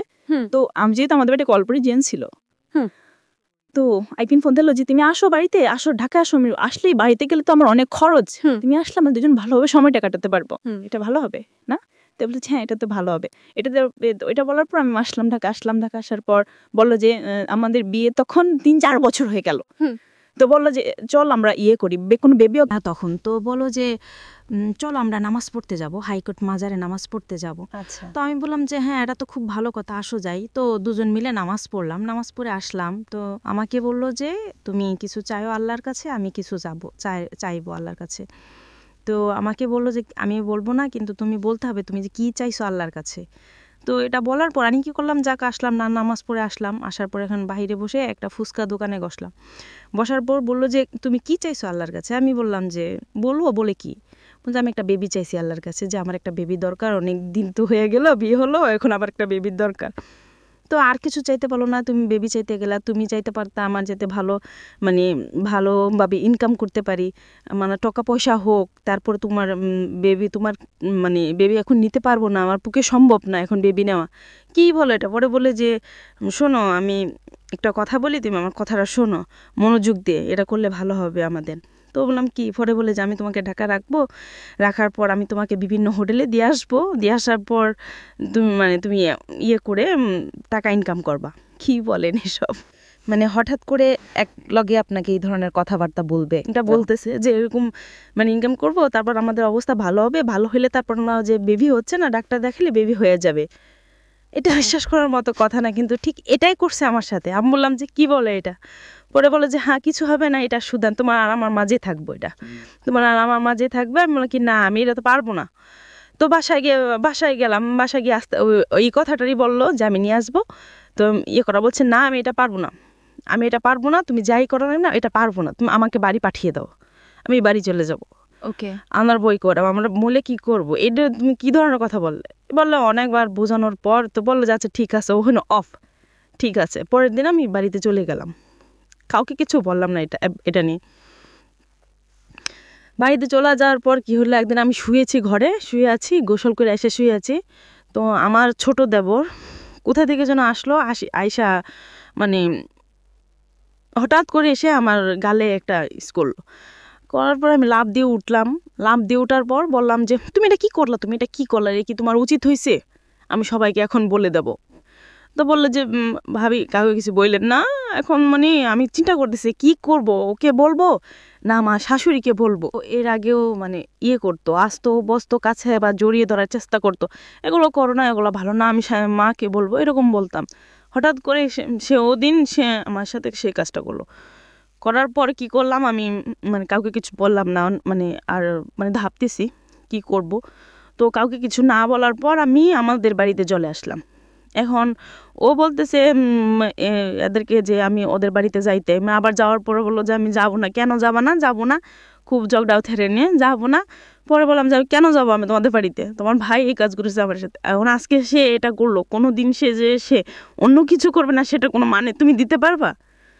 এটা আমার বাবা শুনলো, আমার দাদার কাকা, আমার কাকা তখন এটা শোনার পর কি করলো, আমার কাকা তখন খুব রাগ করলো যে আমি মেয়ে বিয়ে দিছি একজনের কাছে, আমার মেয়ের সাথে এরকম কেন হবে, আমি এখানে মেয়ে দিব না, এখানে যত কিছু আমার প্রয়োজনে যা করা লাগে আমি আমার মেয়েকে নিয়ে আসবো, আমি এখানে মেয়ে দিব না। এটা বলার পর ও শুনলো বাবা যখন এগুলো বললো, বাবার সাথে ও শুনে ফেলো ফোনে। তো ফোনের অপরান্ত বাবা ও শুনে ফেলার পর এখনই বোঝালো, থাক যা ও আর হয়েছে, তুমি বাড়ি চলে যাও, থাক এরকম করো না মনা, ভালোবাসা দিয়ে কথা বললে গেলাম ওদের বাড়িতে চলে গেলাম। এখন ওই যে বাবা এগুলো বললো, বাবাকে নিয়ে ওরা চিন্তাধারা উন্মুখ হয়ে গেল। এখন আমাদের বাড়িতে আমাকে যেতে দিবে না, যখন বলতাম যে বাবার বাড়ি যেতে, তখন যেতে দিত না।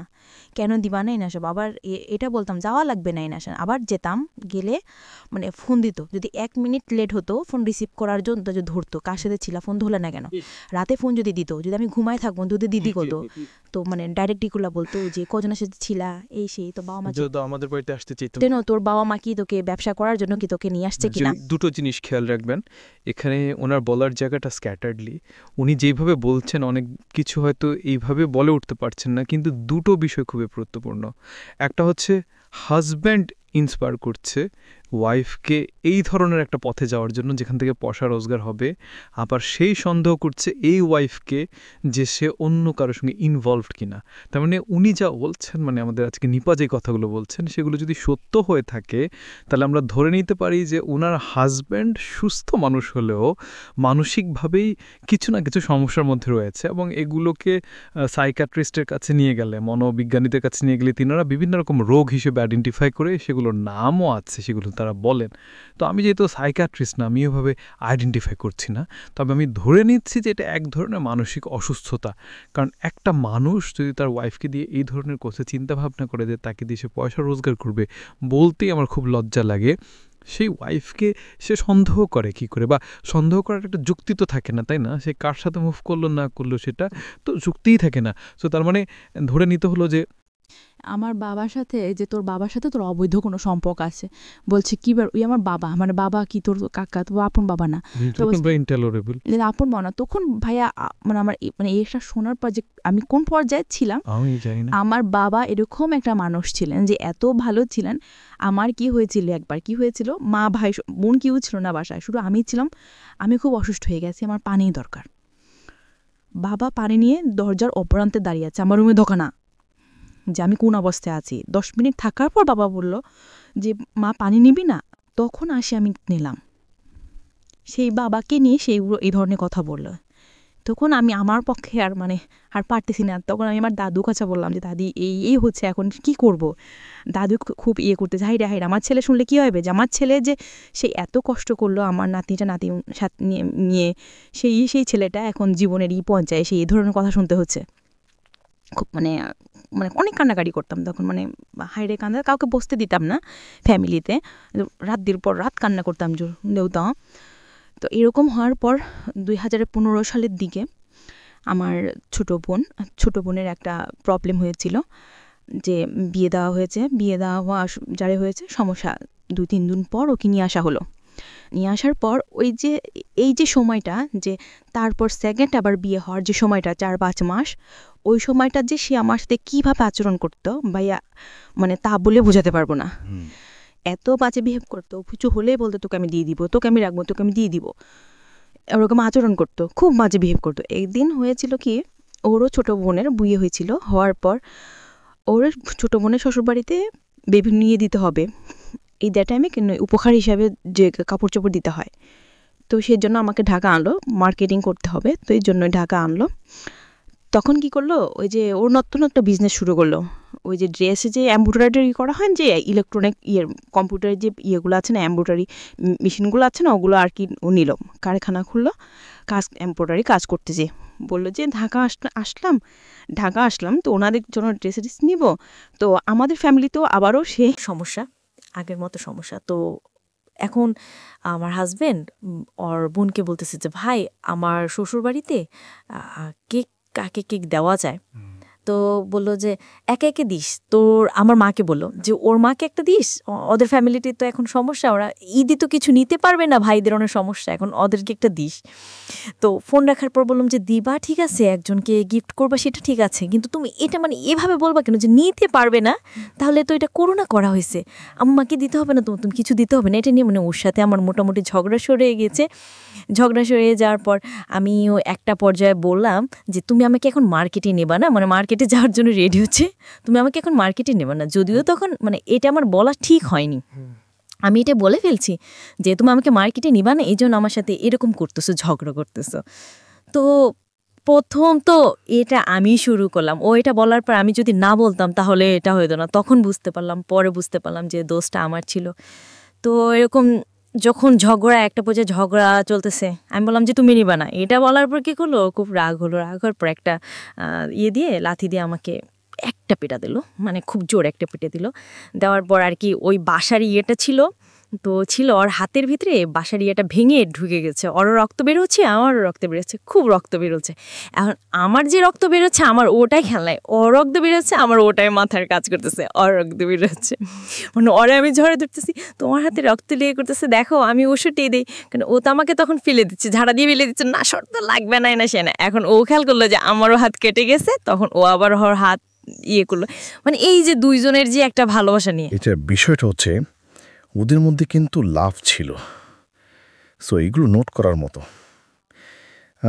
এই বিষয়গুলো আছে, তারপরও সন্দেহ আছে, তীব্রতা আছে, একজন আরেকজনকে ধ্বংসন করার মতো যে ধরনের ভেতরে বিষ থাকা দরকার সেই ধরনের ব্যাপারও আছে। এবং এটা অফকোর্স এটা মেল ডোমিনেট একটা সংসার, যেখানে আসলে আরেকটা জিনিসে যখন একজন মানুষ জীবন গল্প বলে তখন সে নিজেকে থাপিয়েই বলে, মেনে নিজেকে এমন একটা জায়গায় সে প্রেজেন্ট করে যে আসলে সে অপরাধী না।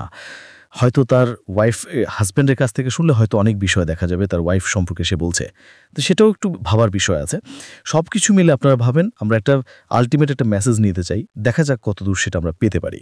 হ্যাঁ বলেন। তারপর মানে এরকম চলতেছিল, তো চলার পর খুব ভালো মানে ভালোবাসা মারামারি করে বাড়িতে আসলাম। বাড়িতে আসার পর ও আসলো, ঈদে আসার পর কি হলো, বোনের হাজব্যান্ড বোন সহ আমাদের বাড়িতে, আমার শ্বশুর বাড়িতে আসলো। আসার পর আমি আমার দেবরের সাথে কথা বলতেছি, ও আমাকে চাইছিল যে আমাকে চা দাও, তো বলছে দাঁড়াও আমি দিচ্ছি। তো ভাইয়ার সাথে কথা বলতেছে যে ভাইয়া যাই হয়েছে এতদিনের সংসার যেভাবে হয়েছে জানো, এখন আমাদের দায়িত্ব যে সংসারটাকে ভালোভাবে তৈরি করা। আপনার বোন ছিল, বোনটাকে বিয়ে দিচ্ছেন, এখন আমরা মানে ভালোভাবে সংসারটাকে সুন্দরভাবে গুছাই তুললে আর সমস্যা নাই। এইভাবে ভাইয়ের সাথে সংসারে কিছু কথা বলতেছি, ও আমার হাজব্যান্ড ওইতে বললো চা দিতে, আমার মনে নেই। তো 10 মিনিট পর ও আমাকে ডাক দিল, খুব জোরে ডাক দিল। তো ও ডাক দেওয়ার পর কী করলো, আমি গেলাম, যাওয়ার পর মানে কিছু বুঝে ওঠার আগে ও আমাকে এমন জোরে একটা থাপ্পড় দিল, মানে পড়ে গেলাম, মানে কী হলো এটা। তো আমি মানে তখন হাসতেছি, আমার চিন্তাধারা ছিল যে আমি যখন এখন যদি মানে কোনো কিছু জোরে কোনো কিছু করি তাহলে আমার ননদ আছে না, আমার হাজব্যান্ড আছে, ননদ আছে, হাজব্যান্ড আছে, শ্বশুর বাড়িতে আমি একটা মেয়ে হয়ে আমাকে কি এটা পারবো না, আমার ননের সাথে যাই করুক না কেন বা ও যাই করুক না কেন। তো এটা বলার পর আমি কি করলাম, ওকে চা এনে দিলাম। আমার মা, আমার ছোট বোন তখন আমাদের বাড়িতে ছিল, অন্য ঘরে ঘুমালো। আমি কি করলাম, ওকে চা এনে দিলাম। চা এনে ও কি করলো, হাত থেকে পিরিচ ছিল, পিরিচটা ফেলে দিয়ে গার ভিতরে আমার চা ঢেলে দিল, গরম চা পিঠে ঢালার পরে আর কি, তারপরও কিছু করি নাই, তখন ওর পায়ে ধরে বসে আছি যে যার একটা কথাও বললো না। তুমি চা বলার পরেও বললো ঘরের নতুন জামাই আছে, মানে এভাবে বলতেছে ওকে, ঝান পাখি যা আছে ওকে ওইগুলো বলে, মানে তারপর শুলাম। বাট শোয়ার পর চোখ বন্ধ করে কতক্ষণ পর আবার দেখি আমার গায়ে মায়ের মারতেছে, মানে এতক্ষণ কিসের কথা বলতে কার সাথে, আবার দেবরের সাথে। আমি তোকে বললাম এখন মারার পর এখন আমার শাশুড়ি হঠাৎ করে উঠলো, উঠে দেখে যে এরকম হচ্ছে, তো আমার শাশুড়িকে কি শুরু করলে, এখন আমার শাশুড়িকে বকতেছে আপনার হাজবেন্ড, হ্যাঁ যে খেয়াল রাখে না, হ্যাঁ খেয়াল রাখে না, কি থাকবে চলতেছে ঘরের ভিতরে, ভাই এসব খেয়াল রাখে না, আমার মাকে খুব বকতেছে। তো মানে আপনাকে মারছে কেন, ওর ভাইদের থেকে শাসন করা উচিত ছিল। ওদের সাথে না, আমরা ভাইয়ের সাথে আমরা খারাপ কোনো কথা বলতেছি না, ভাই এত খারাপ কিছু বলতেছে না আমাকে। আমি তো সংসারের বিষয়ে কথা বলতেছি। ওর মাথায় কি আমি তো বুঝতে পারতেছি না কেন এরকম করতেছে। একটা সময় সে আমাকে ভালোবাসতেছে, আমরা অসুস্থ হয়ে গেলে কারো মানে আমাকে সে কি করবে, শুধু চিন্তাধারা ওটা থাকে যে কোন ডাক্তার দেখালে আমার ভালো হবে, কোথায় নিলে আমাকে ভালো হবে, তার মধ্যে শুধু এইসব কাজ করে। আবার 19 থেকে 20 হতে গেলে আবার মারামারি খেলাখালি খুব এরকম চলতেছে।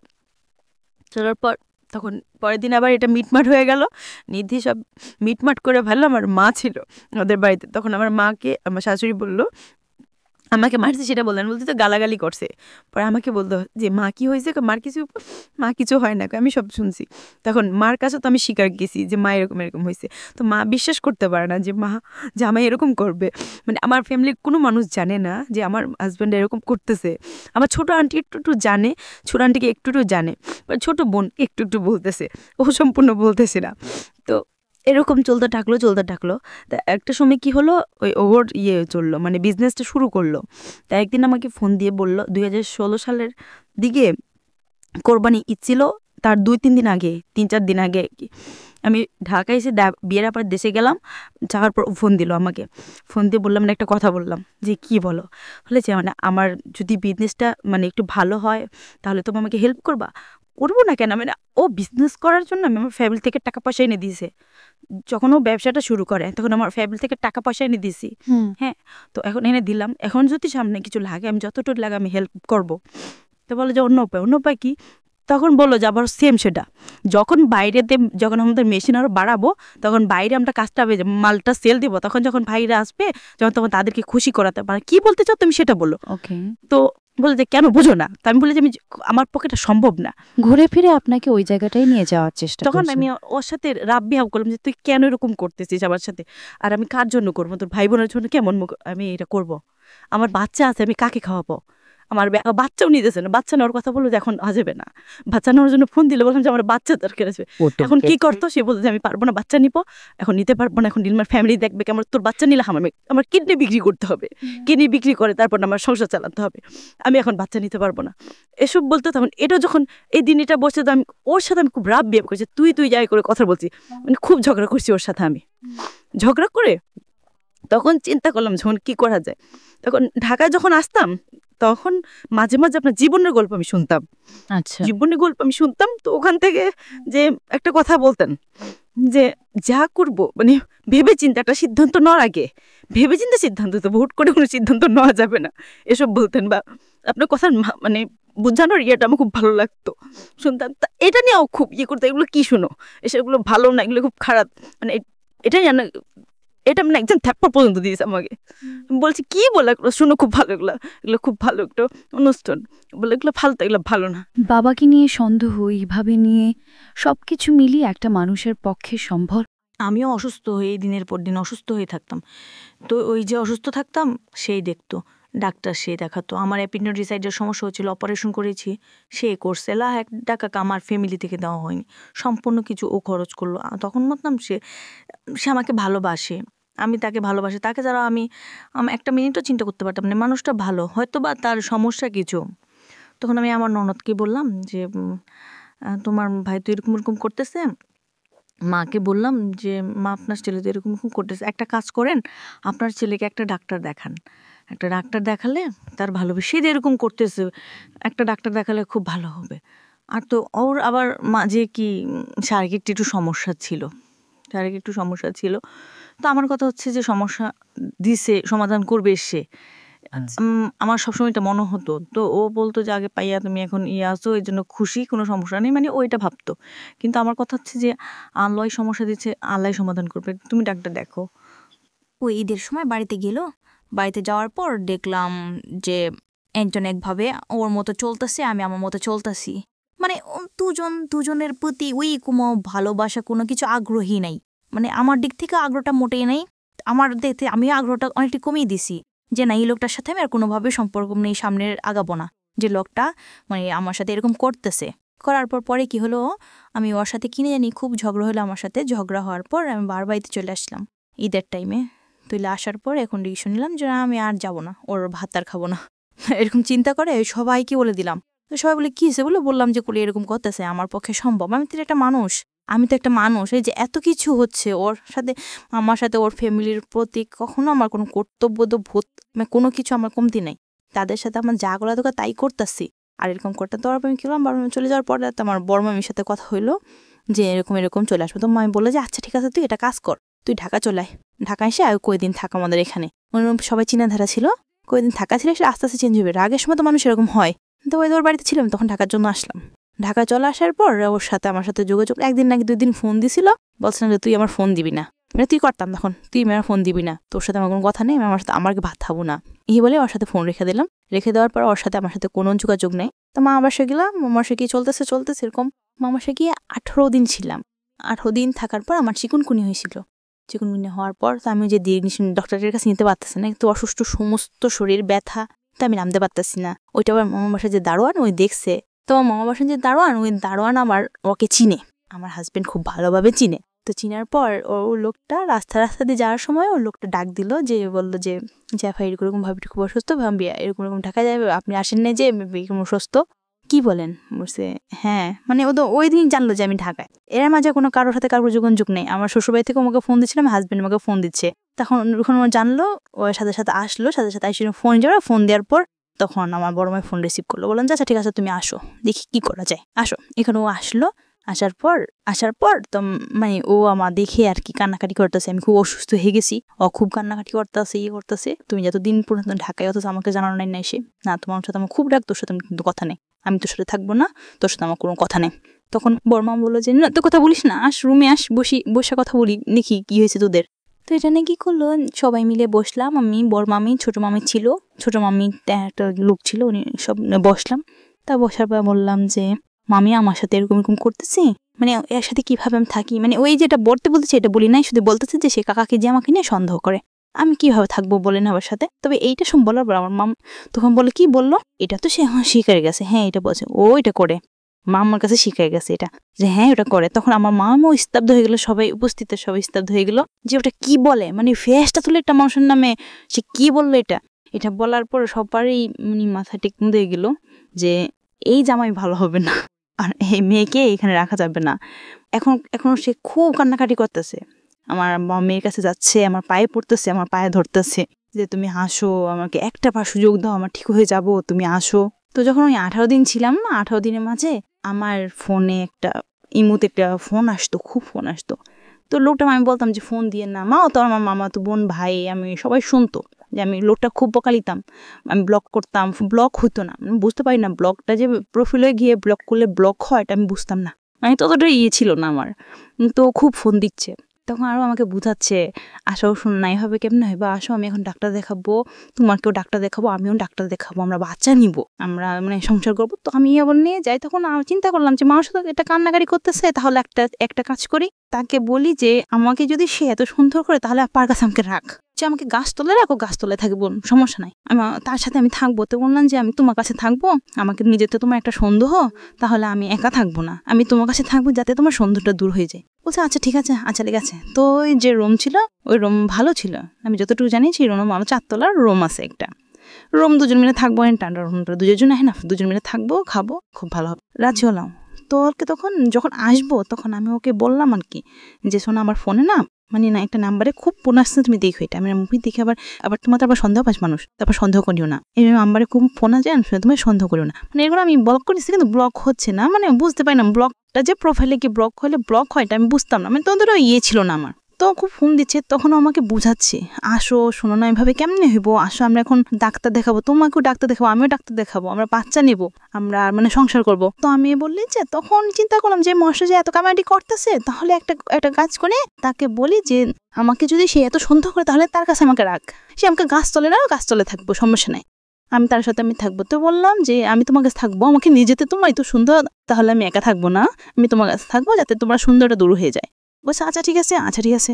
তো যে রুম ছিল, এই রুম ভালো ছিলাম, যতটুকু জানি যে রুমটা ভালো, 4 তলার রুম আছে একটা রুম, 2 জন মিলে থাকবো, 2 জন এনাফ, 2 জন মিলে থাকবো, খাবো, খুব ভালো হবে। রাজি হলাম। তো ওকে তো যখন আসবো, তখন আমি ওকে বললাম আর কি, যে শোনো আমার ফোনে না মানে একটা নাম্বারে খুব ফোন আসতেছে, তুমি দেখো এটা দেখে, আবার তোমার তো সন্দেহ পাস মানুষ, আবার সন্দেহ করিও না, এই নাম্বারে খুব ফোন আসছে, তুমি সন্দেহ করো না, মানে আমি ব্লক করতে, কিন্তু ব্লক হচ্ছে না। তো ঠিক আছে, সমস্যা নাই। তো এটা বলার পর তুই কাছে আসলাম, আমার বাসায় নিয়ে আসলাম আমাকে, যখন কালাকানি করে সবাই বুঝাই নিল, আচ্ছা ঠিক আছে যা। আসলাম আমার বাসায় আসার পর আমার ছোটো বোনের হাজব্যান্ড তখন বাইরে ছিল, তো ফোন দিত, বা বোনে ফোন দিয়েছিল, ফোন দিয়ে কথা বুঝি না আমি। তো ও কী করলো, SMS গুলো, যে আপু আমি তো কথা বুঝতেছি না, তো আমি রাতে আপনাকে ফোন দিব, SMS করে লিখে দিল যে রাতে আপনাকে ফোন দিব। তো আচ্ছা ঠিক আছে, রাতে ফোন দিবে, ওটা ওর হাতে বললো যে রাতে ফোন দিবে। ওর সাথে তোমার কিসের কথা, রাতে তোমার ছোটো ভাই কী বলো, তুমি ছোটো ভাইয়ের তো এরকম করে সেরকম করে, মানে আবারও চিন্তাধারা অন্যরকম, যে আমার বোনের হাজব্যান্ডের সাথে আমার কি সম্পর্ক, ও কেন আমাকে রাতে ফোন দিবে, এইটা নিয়ে আবার গেঞ্জাম। এই 2 দিন না হতে আবার গেঞ্জাম শুরু হয়ে গেল, কি যে একটা অবস্থা, ঝগড়াঝাটি। আমি দুজাতে লাগলাম যে এরকম করো না, এসব চিন্তা ছাড়ো, ভালো হয়ে যায়, ভালো হয়ে চলি, এটা ভালো হবে। আমি একবার চলে গেছি, তারপর আবার আনছো, এখন আবার এরকম করতেছিলে না, সে বুঝতেছে না। তখন আমিও খুব রাগ করলাম, রাগ করতে তুই করে আমিও ঝগড়াঝাটি করা শুরু করলাম, কেন এরকম করতেছিস তুই, মানে তুই করে কথা বললাম। তো যাক, ওখানে আবার যা শান্ত হয়ে গেল, আবার সব ঠিকঠাক। এখন জানিস তো, ওর রুমের নিচে, কিন্তু ওর রুমে না, ছোটো একটা রুমে বলতেছে ওই রুমে আমার সব কিছু আছে, এই রুমে আমি থাকবো, ওই রুমটাতে থাকতে ভালো লাগে না, আমি এই রুমে থাকবো। তো একটা কাজ করো, তুমি 4 তলা গিয়ে রান্না করো। এখন কি হতো, 2 তলা থেকে 4 তলায় রান্না করতে যেতাম, আবার 4 তলা থেকে 2 তলায় এসে ঘুমাইতাম, মানে এরকম 2 তলা 4 তলা 2 তলা 4 তলা চলতো। থাকি না, সমস্যা কি, আর এটা দেখি না মানুষটা ভালো হয় কিনা। তখন কি হলো, ওই যে বললাম ইমুট একটা ছেলে আমাকে ফোন দিছিল। তো ছেলেটা একদিন ফোন দেওয়ার আমি তো বলছে, দেখে আমি ব্লক করতে পারতেছি না, তুমি ব্লক করে দাও, আর যেহেতু ফোন দিচ্ছে, ফোন রিসিভ করার দরকার নেই, আমি তো ও লোকের সাথে কথা বলার কোনো দরকার নেই, এটা নিয়ে আবার ঝামেলা শুরু হয়ে গেল। তো ওই লোকটাকে ওই দিন আমি কিভাবে জানি প্রোফাইলে গিয়ে আমি ব্লক করে দিলাম, শেষ। ওই দিনের ওই কাহিনিটা ওখানে শেষ, নিয়ে ঝগড়া ধরা তারপর ওখানে কাহিনিটা শেষ।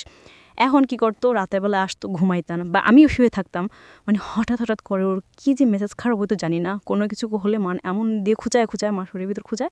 তো মানে তুই কার সাথে কথা বলিস, কজনের সাথে কথা বলিস, মা তুলে গালিগালাজ করতো, ওকে, আমরা ইন ডিটেলে না যাই, অশ্লীল কথাবার্তা বলতো। হ্যাঁ, সব তুলে গালিগালাজ করতো আর মানে ইয়ে করতো, খুব বকাবকা করতাম।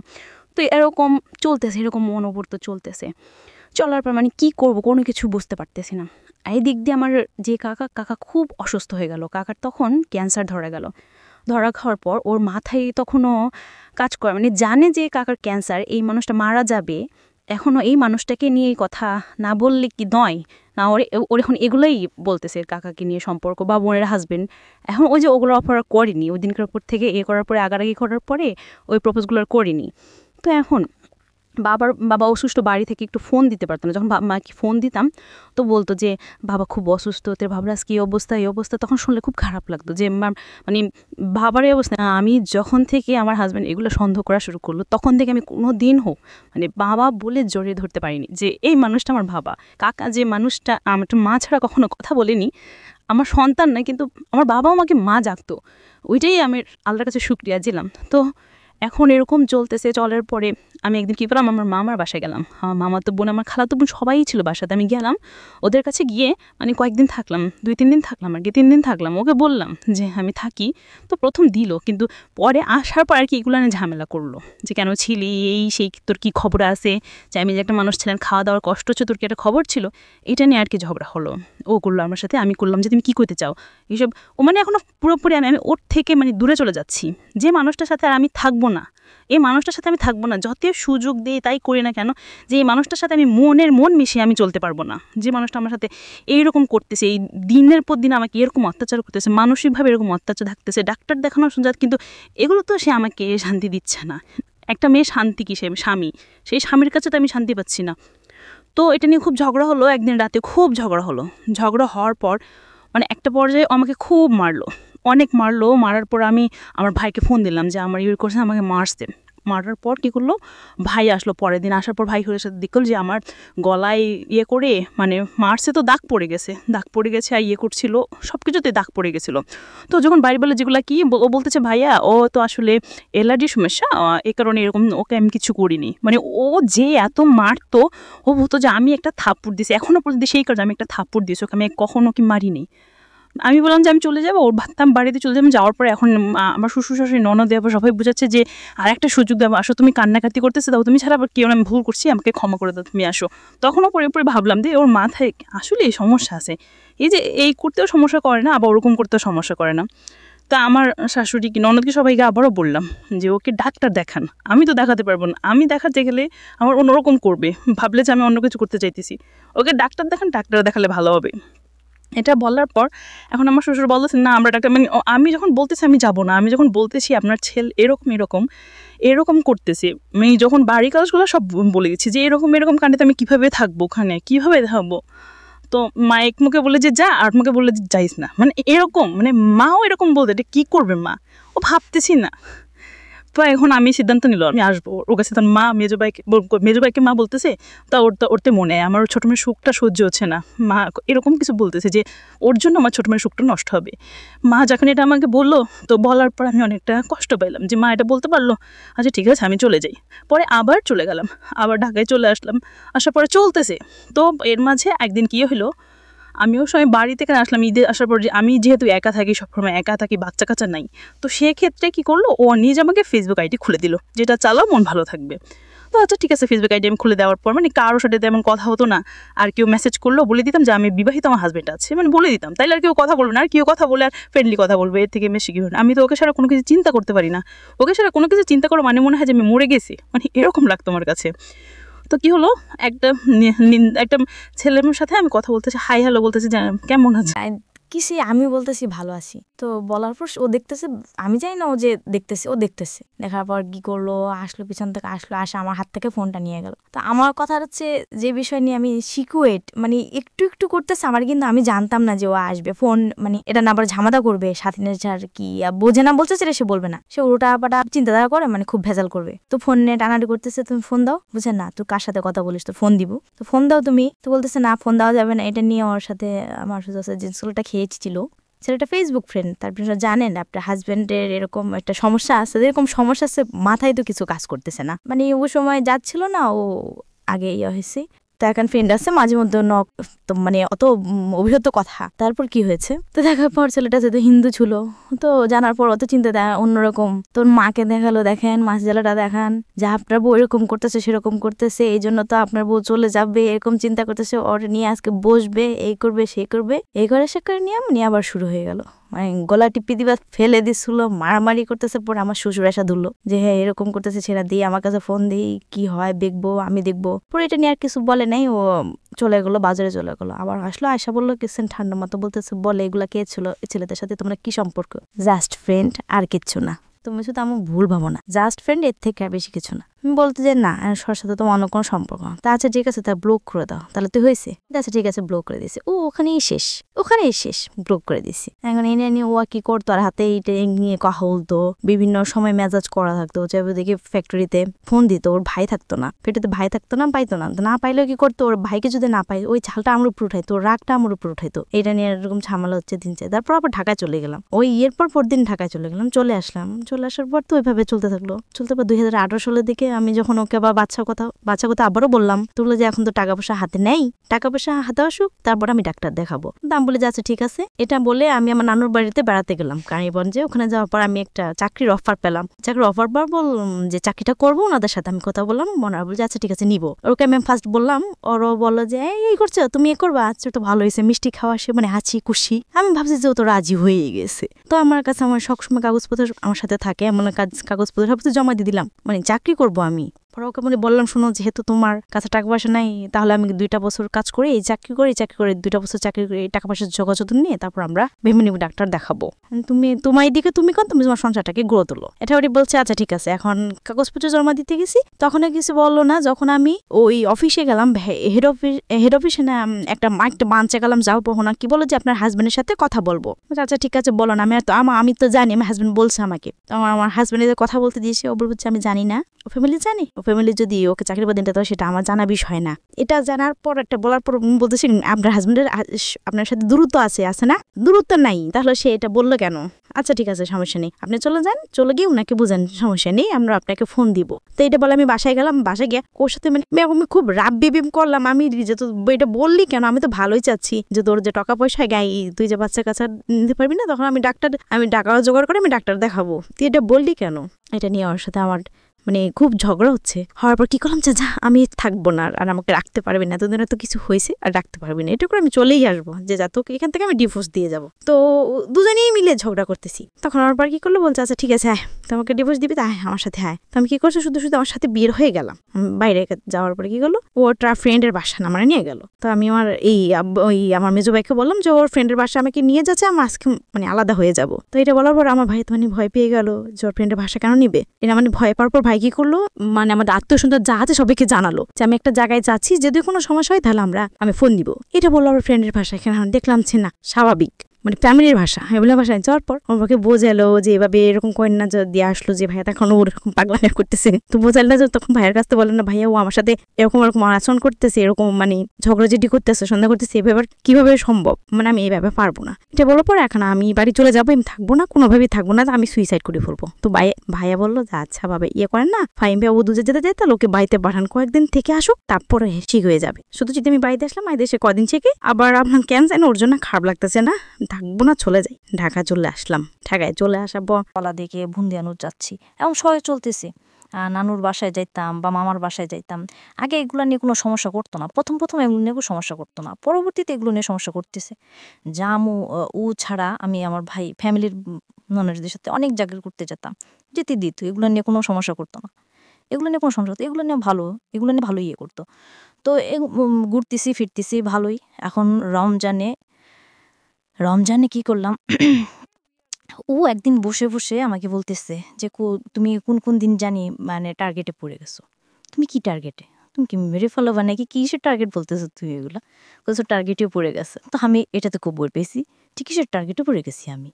তো বললো যে না কিছু না, এই বলে মানে চুপচাপ, তখনই চুপচাপ হয়ে গেল। তো আমার খুব ভয় লাগলো যে সে কিছু একটা খারাপ কিছু একটা করতে চাচ্ছে, যে আমি টার্গেটে পড়ে যাচ্ছি। তখন আমি আমার ফ্যামিলিকে বললাম যে ওরকম করতেছে। এখন সবাইকে মোটামুটি বলা হয়ে গেল, এখন সবাই চাইতেছে যে চলে আয়। এখন সবাইকে বিশ্বাসও করাতে পারলাম, বলতে পারলাম যে এখন আমাকে কেউ দোষ দিতে পারবে না, কেউ বলতে পারবে না যে আরেকটা সুযোগ দিয়ে, কেউ বলতে পারবে যে ধৈর্য কর। তো ধৈর্য তো আমি ধৈর্য ফেললাম, সবাইকে দেখালাম। দেখানোর পর আমি কী করলাম, ঈদে বাড়িতে গেলাম। বাড়িতে গিয়ে আমার মানে মার বাসা শর্ষাকে চলে গেলাম। যাওয়ার পর আমার বাবাকে দেখে এসে আবার চলে আসলাম। আবার 9 দিন পর আবার ফোন গেল যে বাবা খুবই অসুস্থ, আমাকে দেখতে যাচ্ছে। তো চলে গেলাম বাড়িতে। বাড়িতে চলে যাওয়ার পর 5 দিন পর বাবা মারা গেল। 5 দিনের পর বাবা মারা গেল। আমাকে মা ডাকতো, সে মা মারা গেল। তো বাবা মারা যাওয়ার আগেই মানে শুধু এইটাই বললো যে মা তুই খুব ভালো থাকবি, তুই খুব ভালো থাকবি, আর এই লোকটার কাছে না যাওয়া ওটাই ভালো হবে, যে এত কষ্ট দিয়ে আমার মাটারে। তো বাবা মারা যাওয়ার পর ওকে জানানো হলো, ওরা গেল। যাওয়ার পর যা কিছু করার পরে চলে আসলো। পর ঈদ হওয়ার পর এখন ঈদের সময় ওদের বাড়িতে যাওয়ার জন্য আগে বলতেছে আমি যাইনি। না যাওয়ার কারণে অনেক চেষ্টাটা বললো আমাকে যাওয়ার জন্য, আমি যাইনি। তারপর আমার দেবরের বিয়ে ছিল, তো আমার ননদ দেবর এসে খুব মানে ইয়ে করে নিয়ে গেল যে ওকে নিয়ে যাই, ওকে দেন। তো আমাকে একদিনের জন্য দেখালো। একদিনকে দেখা বসে আমার ননদ দেবর বললো যে আমরা বুঝবো এটা নিয়ে, ওরা এভাবে আর কয়দিন চলবে, দুজনের বয়স হচ্ছে, বাচ্চা কাচ্চা কিছু হচ্ছে না, একটু 2 দিন পর ঝগড়া, তার থেকে বলো ওদের এরকম দরকার কি। এই বলে আমি একদিন থেকে তারপর চলে আসলাম। ওদিন বসলো, সবাইকে নিয়ে বসাইলো। এখন বসার পর বললো যে তোদের সমস্যাটা কি, মূল সমস্যাটা কি। তা আমাকে প্রথম জিজ্ঞাসা করলো যে কী সমস্যা। আমি বললাম যে আমাকে ও সন্দেহ করে কতদিন যাবৎ, বিয়ের 1 সপ্তাহ পর থেকে। তো এতদিন তুই বলিস থেকে না, তুই বলি না, দেখি না ঠিক হয় কিনা। কিন্তু এতটা বছর পর্যন্ত 7.5 বছর 7.5 বছর পর্যন্ত এত কিছু করলাম, এখন বললাম যা যা হচ্ছে আমার সাথে এরকম বলতেছে। আরও বললো যে তখন ওকে জিজ্ঞাসা করলো যে তুমি ওকে সন্দেহ করে কেন।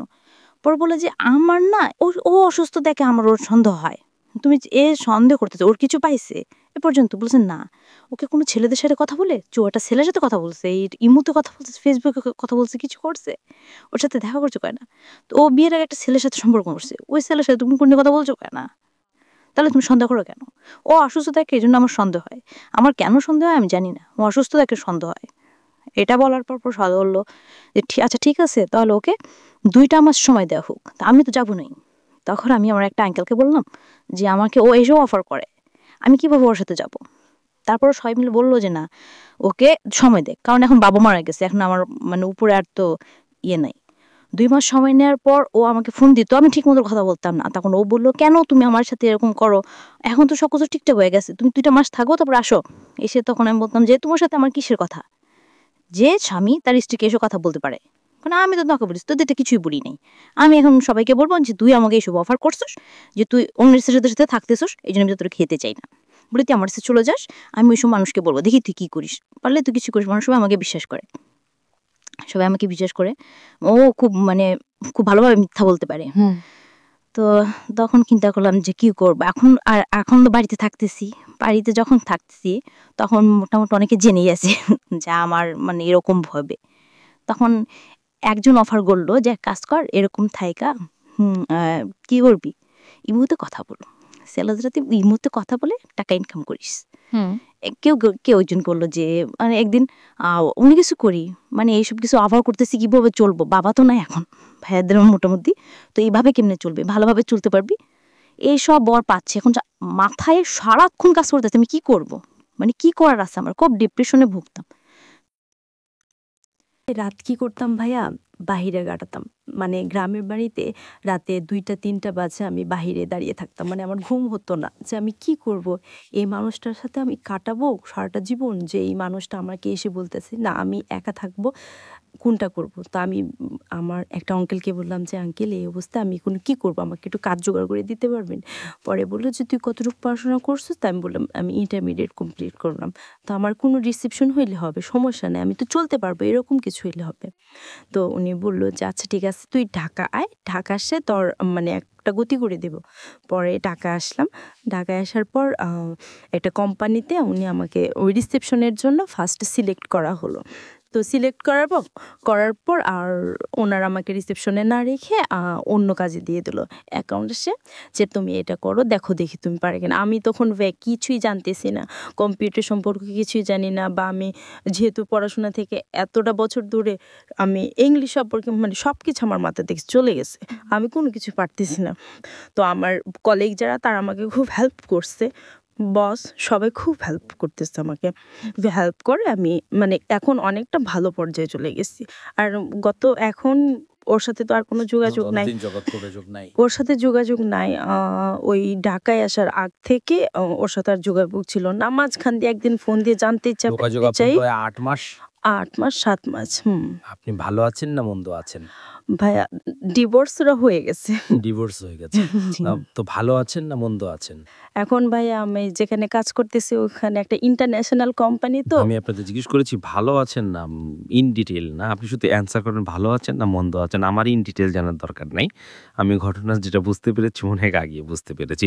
আপনি শুধু আমাকে এইটুক অ্যান্সার করেন যে আপনার আগের যে জীবনটা ছিল সেই জীবনের থেকে এই জীবনটা ভালো না মন্দ? আগের জীবন থেকে এই জীবনটা ভালো আছে, কিন্তু কিন্তু অনেকটা ডিপ্রেশনে আছে এখন। সেটা হচ্ছে যে আমি জব করতেছি, সেখানে আমার বস চাচ্ছে যে আমি আরো বেশি কাজ করি বা আমি আরো সব জায়গায় থাকতে। আমাকে বলে দিছে যে আমার এই কাজের পাশাপাশি অন্য কাজ খুঁজতে, কিন্তু আমি কোথাও কোনো কাজে আপনি যেখানে যাবেন সেখানে 100% হ্যাপি হবেন সেটা বড় কথা না, কিন্তু আপনি যেখানে ছিলেন সেখান থেকে আপনি স্কেপ করে একটা বেটার লাইফে আসতে পেরেছেন কিনা সেটাই হচ্ছে কথা। ওরকম ডিপ্রেশন থেকে, ওরকম একটা খারাপ জীবন থেকে এখন আমি একা আছি, ভালো আছি, দীর্ঘদিন ধরে আপনি একটা মানুষকে বুঝে উঠতে পারেন নাই, বা 7 ইয়ার্স তো একটা মানুষের সাথে আপনি সিদ্ধান্ত নিতে পারেন নাই। অনেকে 7 বছর না, অনেকে 27 বছরও পারে না। এটি সত্য কথা, অ্যাটলিস্ট ট্রুথ অফ লাইফ। তারপর আবার মনে হয় যে যেই মানুষটার সঙ্গে আপনার হচ্ছিল না, যেই মানুষটা আপনাকে সন্দেহ করে এবং সন্দেহ করে আলটিমেটলি একটা মানুষ আপনাকে খুনও করতে পারে, হ্যাঁ, ভুল করে খুনও করতে পারে, সন্দেহ এরকম একটা বাদিক। তো সেই জায়গাটা থেকে আমার মনে হয় সিদ্ধান্তটা ঠিকই আছে। প্রথম কথা হচ্ছে এটা। দ্বিতীয় কথা হচ্ছে যে 7 বছরে যেহেতু সে আপনাদের সন্তানের ব্যাপারে কোনো সিদ্ধান্ত নিতে পারেনি, তার মানে সামথিং ইজ রং।